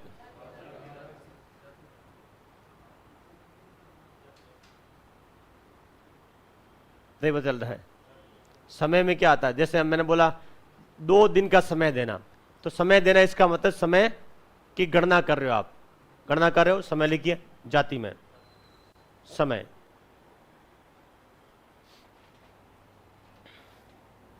बादाम, बादाम जाति, 1 सदी का बादाम, जातिवाचक संज्ञा। कश्मीरी बादाम, कश्मीरी। अब देखिए एक कर दिया हमने, बादाम मतलब जहां मिलती है, विश्व के किसी कोने में बादाम मिले मतलब वो बादाम है। और बोल दिया आपने कश्मीरी बादाम, मतलब सीधा दिमाग कहां जाएगा? एक ही जगह जाएगा। अब कश्मीरी बादाम चित्र बनाओ तो एक अलग बनेगा। भाई बादाम का चित्र बनाओगे आप तो कई बादाम रखोगे सामने, और आप बोलो कश्मीरी बादाम तो एक ही आपके पास आएगा। एक क्या आएगा? एक क्या आएगा? लिखिए चेतक, बताइए। अब बोले चेतक का चित्र बनाइए तो आप एक ही चित्र बनेगा, चेतक। ऐरावत, ऐरावत क्या होता है? ऐरावत हाथी। ऐरावत, ऐरावत ऐसा नहीं लिखते हैं, इरावत का पुत्र है भाई। इरावत के साथ में अ प्रत्यय आता है तो ऐरावत बनता है। आई आती है, ए नहीं आता है, ठीक है, वो लिखिए, ठीक है। ऐरावत, ऐरावत नहीं है। ऐरावत इंद्र की सवारी है। यह हाथी इतना बड़ा बताया गया है कि 30 हाथियों के बराबर ये हाथी है, इतना बड़ा हाथी है ऐरावत। तो इंद्र की सवारी है, ऐसा कहा गया है या नहीं है वो शास्त्र जाने हैं, वो कहने वाले जाने। हमने तो कहा भाई ऐरावत इंद्र की हाथी। इंद्र व्यक्तिवाचक लिखो। और देवता, देवता जातिवाचक। मोहब्बत भाववाचक।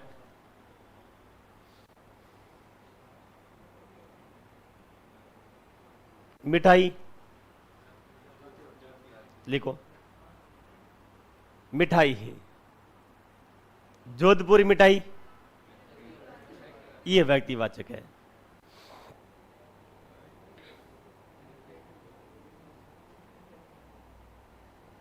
गाय, कामधेनु, तो लिखो।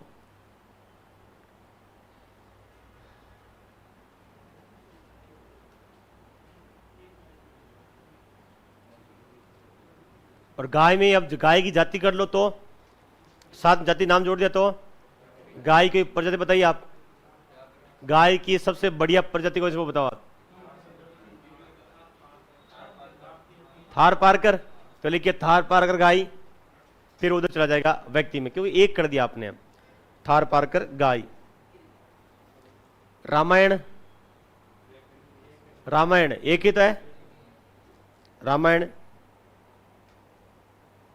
पुस्तक,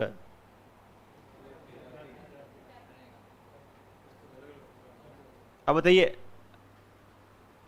दौड़, दौड़ दौड़। दौड़, दौड़ किस में जाएगा? कैसे? दौड़ कैसे जाएगा? 100 मीटर दौड़। दौड़ में आपको देखिए दौड़ चल रही है, मतलब लोग दौड़ते दिखते हैं आपको। दौड़, दौड़ का, रुको, दौड़ का चित्र बनता है? दौड़ का चित्र बनता है क्या? पहले ये बताओ। नहीं बनता है। किस में जाएगी? भाववाचक में।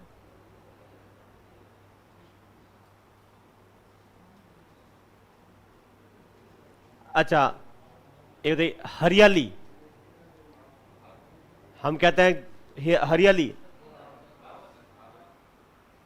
अब आप कहोगे दौड़ यदि जातिवाचक है तो हरियाली में आइए।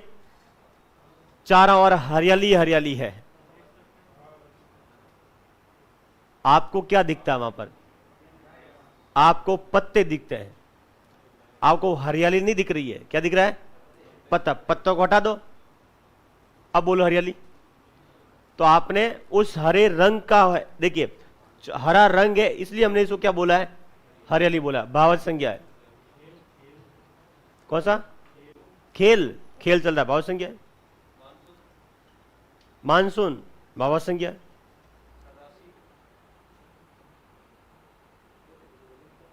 एक रुकिए, बता रहा हूं अभी आपको। आता होता है ना प्रश्न, आता मत करो, क्यों? उस प्रश्न के बारे में चर्चा बाकी वालों दिमाग नहीं चल रहा इतना। जैसे उन्होंने बोला मानसून, आप जो प्रश्न कर लेना, कोई नहीं। मानसून, अभी बोल रहे हैं कि मानसून जाने वाला है, क्या आपको दिखाई देगा वो? और मानसून आ गया, आपको कैसे पता मानसून आ गया? बारिश हो रही है, पानी बरस रहा है, तो बारिश हमें दिख रही है, वो जातिवाचक संज्ञा है। मानसून पूरे इसको बोलते हैं, जो चारों बारिश का जो माहौल बना है उसको हम क्या बोलते हैं? मानसून बोलते हैं। मानसून एक भाव है। क्या हो गया? भाव। कि मानसून आ गया तो हम कहते हैं बारिश हो रही है, ये बोलते हैं। यानी पानी बरस रहा है, उसी को हमने क्या बोल दिया? मानसून बोलिए। और बहुत दूर से पानी बरस रहा है ऊपर से, हम कहते हैं वो मानसून है।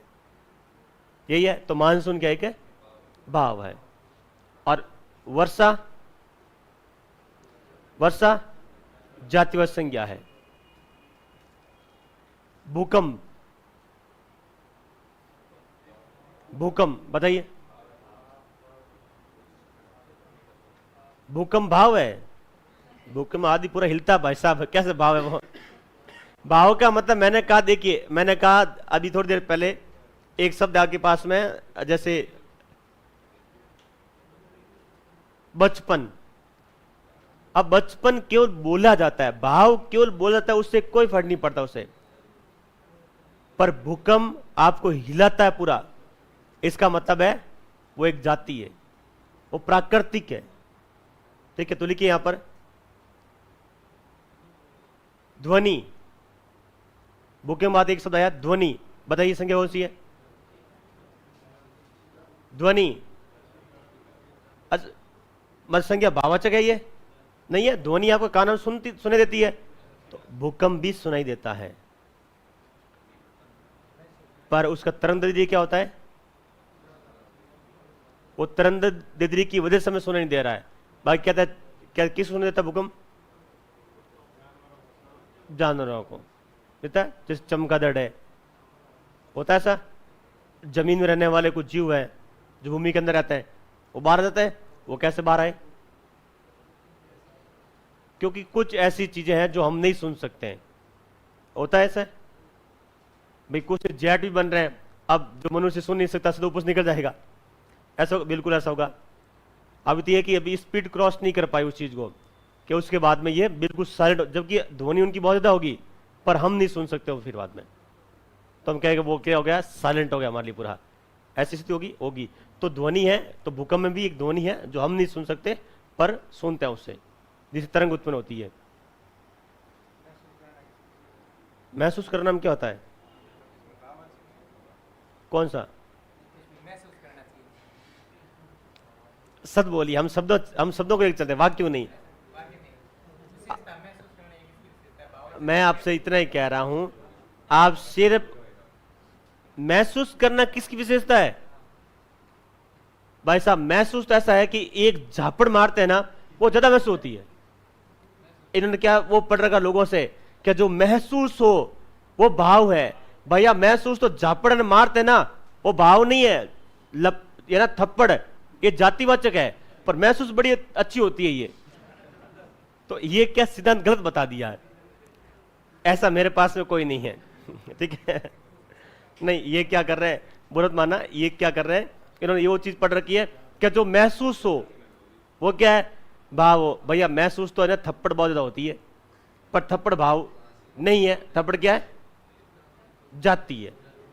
समझिए आप? तो ये महसूस वाला सिद्धांत मैं नहीं पढ़ा था।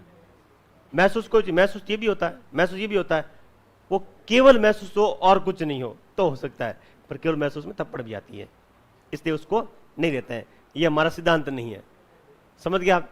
नहीं कोई पढ़ाता है ना संज्ञा को, देखो भाई जो भाव जैसे संज्ञा जो केवल महसूस होती है, दिल से महसूस होती है, इस तरह मैंने यूट्यूब पर लोगों को देखा है, कहने बहुत बढ़िया भाई महसूस हो गया है, इसी को महसूस कराते थे अभी हम। इससे क्या बच्चे भ्रमित हो जाते हैं।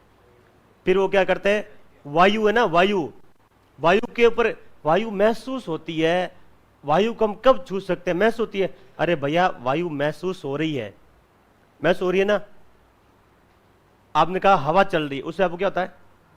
मुझे अभी महसूस हुआ कि यहां से हवा निकली है, तो महसूस तो हवा भी होती है, पर हवा इस तरफ, हवा को सुनते हो, सुनते हो? हवा की ध्वनि है, क्या ध्वनि आती है हवा की? है ध्वनि का नाम देकर हमने सर, और लू, लू भी महसूस होती है, पर लू क्या सूखी हवा होती है, तो फिर वो सनसन करती है। क्या करती है? वो सनसन करती, तो कहते हैं लू के सनसन और हवा के लिए सर। ऐसा होता है। चलो यो, हाँ अभी क्या चल रहा था, लिख लीजिए भाई आप। महसूस वाला सब मैंने पता सब पूछिए आप, ये वो पंक्ति पूछना चाह रहे थे, तो लिखिए यहां पर एक थप्पड़, हवा, पानी, भूकंप, तूफान। यहां लिखो जाति में, सब जाति में लिखिए, हवा, पानी, भूकंप, तूफान, चक्रवात।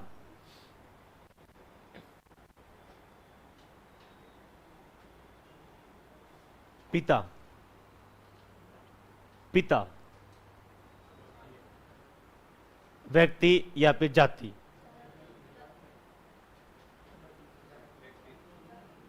व्यक्ति। हाँ देखिए, इसलिए अभ्यास जरूरी है। इसका अभ्यास कर लिया, आप में समझ हो गई, फिर मैं छोड़ दूंगा इसको। अभी आप में समझ हुई नहीं इसके प्रति, अभी आप क्या करोगे, अपने आप को मान लोगे कि मैं हूं ना, मैं नहीं है। सब इस संसार में जितने भी मनुष्य हैं सबको मान के चलना होगा आपको, सब एक के लिए, एक सब के लिए। अब बताइए पिता किसमें है? जाति है, व्यक्ति? जाति है। कोई क्या मेरे पिता तो एक ही है, अरे भाई तेरे पिता तेरे दोस्त के पिता भी देखा है, कितने हो गए? 2 हुए, तो अपना क्या बनेगी? पिता एक जाति है। तो लिखो पिता, राष्ट्रपति, एक ही राष्ट्रपति, कौन है? राष्ट्रपति सम्मेलन होने वाला है। अब बताइए आप, देखो भाई साहब आगे ना, आगे ना, अपनी पर नहीं आना है, सबको साथ लेकर चलना है। राष्ट्रपति हमारे यहां पर है, पड़ोसी देश में पाकिस्तान, वहां भी एक राष्ट्रपति है। तो कितने हो गए? 2 हो गए।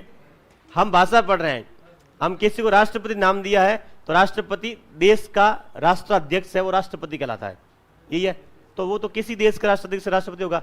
अब प्रधानमंत्री वो भी यहां पर है, तो लिखो राष्ट्रपति, प्रधानमंत्री। और भगवान को यहां भेजना, भगवान व्यक्तिवाचक, चाहे ईश्वर है वहीं भगवान है, और वहीं परमात्मा है, भगवान परमात्मा भी यहीं पर है, अल्लाह भी यहां पर ही है। क्या लिखिए? अल्लाह, आत्मा,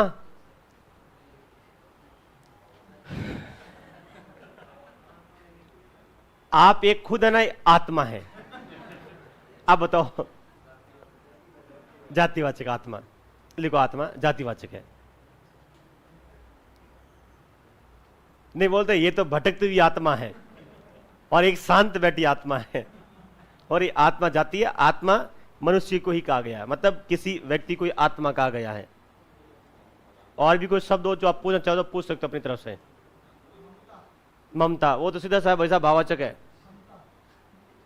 समता, वही भाववाचक। अरे नाम है तो नाम आगे आएगा तब पढ़ेंगे भाई साहब। आपको कौन सी ममता? नाम तो कौन सी ममता? नहीं, ये कह रहा ममता नाम भी है, कौन सी बताओ? नहीं बता सकते, एक ही दिमाग में नहीं आ रहा है। अब आपके लिए कोई विशेष आ रहा है तो फिर वो वाक्य प्रयोग करना पड़ेगा। उन्होंने कहा ना प्रयोग के आधार पर संज्ञा, तब हम कह रहे कि मैं, देखिए मेरी वाली ममता आई तो फिर ममता कौन सी है? व्यक्तिवाचक, क्योंकि भाई वाली ममता है। ऐसे नहीं है, ममता हम बोलते हैं ममत्व का गुण, यानी मातृत्व का गुण। वो क्या है? ममता बोलते हैं मां की ममता, ठीक है। ये तो ममता का विषय है, मतलब वो मातृत्व का विषय हो जाएगा। लिखिए आप, जैसे हमने बोला संतोष, संतोष। अब इन भाई के लिए कोई संतोष अलग से बन जाए बात अलग है, नहीं है। हम क्या बोल, संतोष मतलब शांति। अब शांति भी आ गया, ऐसे हर शब्द पढ़ता रहेगा, ठीक है। अब मिली शांति, ऐसे बोलते हैं, जैसे आप इनको बोलोगे बाहर ही, अब मिली शांति। शांति नहीं मिलती है, शांति मन की है, उसको बोलते हैं, वो भी यहां पर है। संतोष, शांति, ये सब भाववाचक है। दया, वही भाववाचक है, हैं? स्वाधीनता भाववाचक है, प्राथमिकता भाववाचक है। ये तो हम पढ़ेंगे आगे, ये तो सब हमारी रचना में आ जाएगा।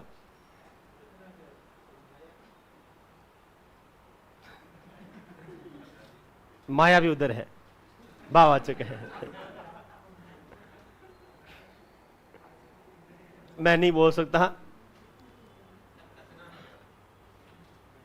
रचना पढ़ेंगे आगे। रचना, रचना जो मतलब ऐसे पढ़ते हो, इसकी रचना क्या होगी, वो भाववाचक है। पूजा भी भाववाचक, भगवान की पूजा चल रही है, भाववाचक, वो भाव एक।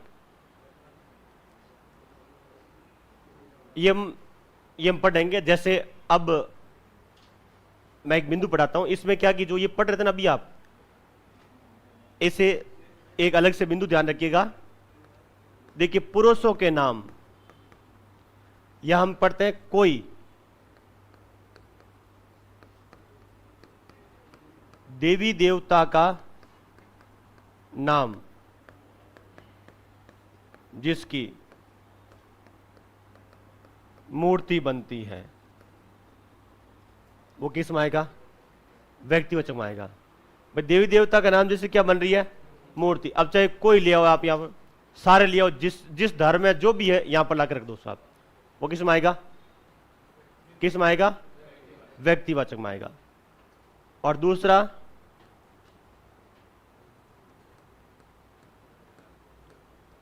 महिला पुरुष का नाम,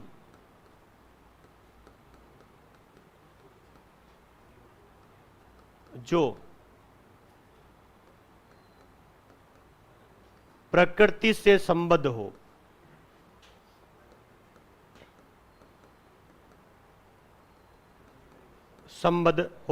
किस में आएगा? जाति में आएगा। भाई महिला पुरुष का कोई नाम हो, संबंध किस हो? प्रकृति से, किस में कर देना? जाति में कर देना। और यहां देखिए, महिला पुरुष का नाम, पुरुष का नाम जो भाव से संबद्ध हो,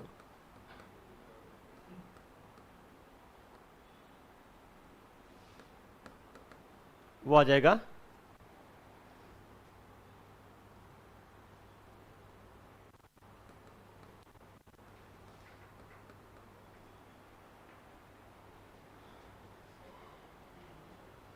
अब आप जो नाम बोल रहे थे ना, वो यहां लियो आप।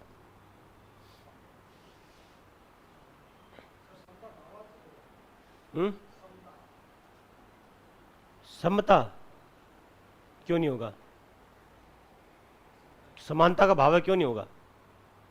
उस भाववाचक को ताप प्रत्यय लगे, सब भाववाचक है। देवता को छोड़ देना। किस में? प्रश्न लाना, वो उसमें वो संज्ञा नहीं होगा, कोई और टॉपिक के रूप में होगा वहां पर। आप प्रश्न लाना उसको, ठीक है? ऐसा नहीं हो सकता कि स्वतंत्र शब्द होने, ऐसा नहीं माना है। आप संज्ञा ला, उसको प्रश्न लाना। वो प्रश्न की भाषा कुछ और होगी या कुछ शब्द दूसरे कोई और होंगे, फिर इसको और कुछ और मानेगा।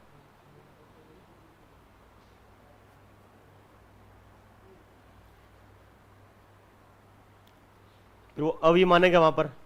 पर एक बार प्रश्न लाई, उससे पहले हम उस पर बिल्कुल भी नहीं बोल सकते हैं। समता वाला 2021 में तो नहीं है, 18 में था मेरे साहब। 21 में लाना फिर आप, जो भी है।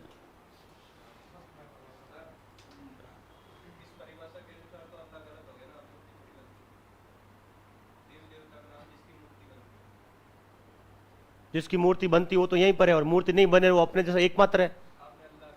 मैंने क्या, अच्छा आपने तो गड़बड़ कर दी। ऊपर सिद्धांत क्या लिखा हुआ है? अपने जैसा एकमात्र, वो किस में जाएगा? व्यक्तिवाचक में। ये जो नाम लेकर चल रहे थे कि ये नाम कहां जाएगा, मोहन कहां जाएगा, सोहन कहां जाएगा, रमेश कहां जाएगा, सुरेश कहां जाएगा, तो मैंने कहा भाई ये काम करो, ये सब के नाम है ना, महिला पुरुष का नाम है। दूसरा बिंदु ये नहीं लिखा हमने, महिला पुरुष का नाम लिखा यहां पर, ठीक है? और अल्लाह ना देवी है ना देवता है, वो ईश्वर है। समझ गए? देवी देवता किसको बोलते हैं? जिसकी मूर्ति बनती है उसको देवी देवता बोलते हैं। बाकी परमात्मा बोलते हैं उसको हम ईश्वर बोलते हैं। तो अल्लाह ईश्वर है, परमात्मा के प्रयोजन में आता अल्लाह, देवता के प्रयोजन में नहीं आता अल्लाह। सुनिए, देवता के प्रयोजन में अल्लाह नहीं लिखते हम, अल्लाह लिखते हम, परमात्मा के प्रयोजन में लिखते हम। अल्लाह, खुदा, ठीक है, साहिब, साईं, ये सब वहां लिखते हैं हम परमात्मा के प्रयोजन में। तो ये सब क्या है? व्यक्तिगत संज्ञा है। और हम जो लिखते हैं जातीय संज्ञा नहीं, देवता के प्रयोजन में, वो किस मांगे? क्या हुआ? हाँ, तो कृष्ण देवता है। देखिए मेरी बात सुनिए, जिन्होंने भोग विलास का जीवन जिया हो वो देवता की श्रेणी में आता है, और जो इनसे ऊपर उठ चुके हो वो परमात्मा ईश्वर की श्रेणी में है। आप मुझे बताइए भाई, जिसने सुख सुविधा वाला जीवन जिया हो, चाहे वो दुख हो, सुख हो, चाहे कोई भी हो, वो किस में आएगा? वो व्यक्तिवाचक में आएगा। वो मैं बता रहा हूं, देवता किसको बोलते हैं? देवता वो है जो भोग विलास का जीवन जीते हैं या जिसने जिया हो, वो किस में आता है? देवता में आता है। हम देवता को क्या बोलते हैं? सुर बोलते हैं। सुर बोलते हैं। सुर क्यों बोलते हैं? वो सुरापान करते हैं। देवताओं को सुर बोलते हैं, पता आपको? बोलते हैं कि वो क्या करते हैं? सुरापान करते हैं। और सुरा क्या है? सुरा एक रस है जिसे मदहोशी मिलती है, और आजकल जो रस है उससे मदहोशी मिलती है, लोग उसकी तुलना करते हैं, पर कहते हैं कि ये भी एक रस था जो ऋषि मुनि पीते थे, जिससे मदहोशी की अवस्था आती थी। और वही किसके पास है? देवताओं के पास है। देवता ये पान करते हैं, इसलिए इनको सुर बोलते हैं। तो ये भोग विलास की श्रेणी में आ जाएंगे। तो देखिए, अब कृष्ण भगवान है कि उन्होंने सुख प्राप्त नहीं किया धरती पर आकर। अरे भाई, महल में रहे, नौकर चाकर सब थे उनके पास में, थे कि नहीं थे? थे। देखो ना, आप महाभारत देखिए, आप भगवान श्री राम में क्या रामायण ने कभी ये बताया गया आपको कि भगवान श्री राम रोटी बना रहे, खुद खा रहे? भाई, वो आदर्श पुरुष का एक प्रतीक है। आदर्श मतलब समाज में एक व्यक्ति का आदर्श कैसे होता है, उनका प्रतीक है भगवान श्री राम। और समाज में जीवन यापन कैसे करना है वो बताते हैं आपको श्री कृष्ण। महाभारत जीवन जीने का तरीका, कि इस धरती पर जिंदा कैसे रहना है, ठीक है, वो तरीके किसमें है? महाभारत में। आदर्शवाद है वो किसमें है? रामायण में।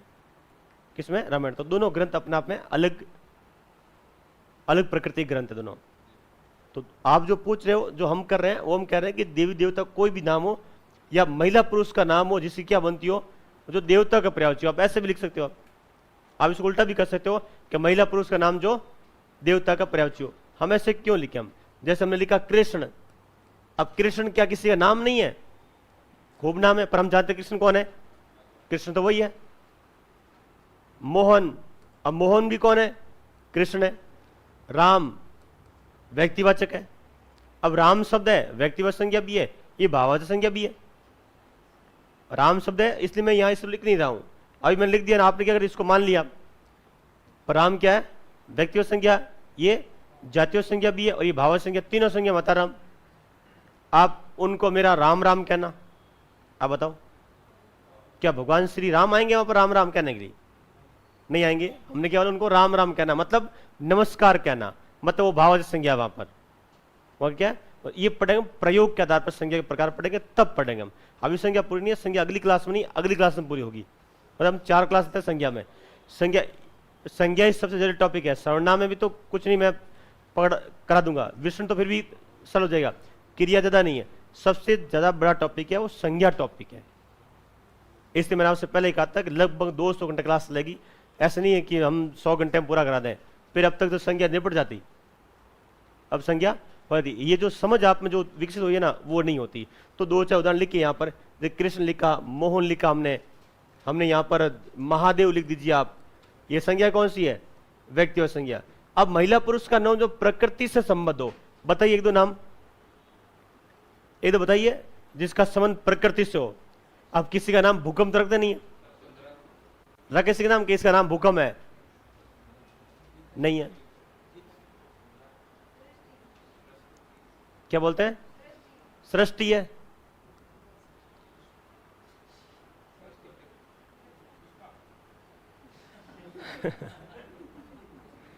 एक मिनट को, सृष्टि ऊपर जाएगा, व्यक्ति में जाएगा। ठीक है, प्रकृति के साथ में सृष्टि है। सृष्टि को व्यक्ति में करिए आप, सृष्टि को व्यक्ति में करिए। प्रकृति सृष्टि हो गया। अब यहां पर आइए, जैसे प्रकृति संबंधी कैसे? जैसे किसी के नाम वर्षा है, वो है। किसी का नाम रोशनी है, किसी का नाम बिजली है। कैसे नहीं यार, बिजली नाम होता है? अब नहीं लगाते हो क्योंकि बात अलग है। ये नाम बताना चाह रहा हूं, ऐसे नाम का पता करना है। ये आपके जातिवाचक है कि रोशनी अलग टाइप की है, बिजली और वर्षा है? लता, लता तो पेड़ की होती है, जातिवाचक।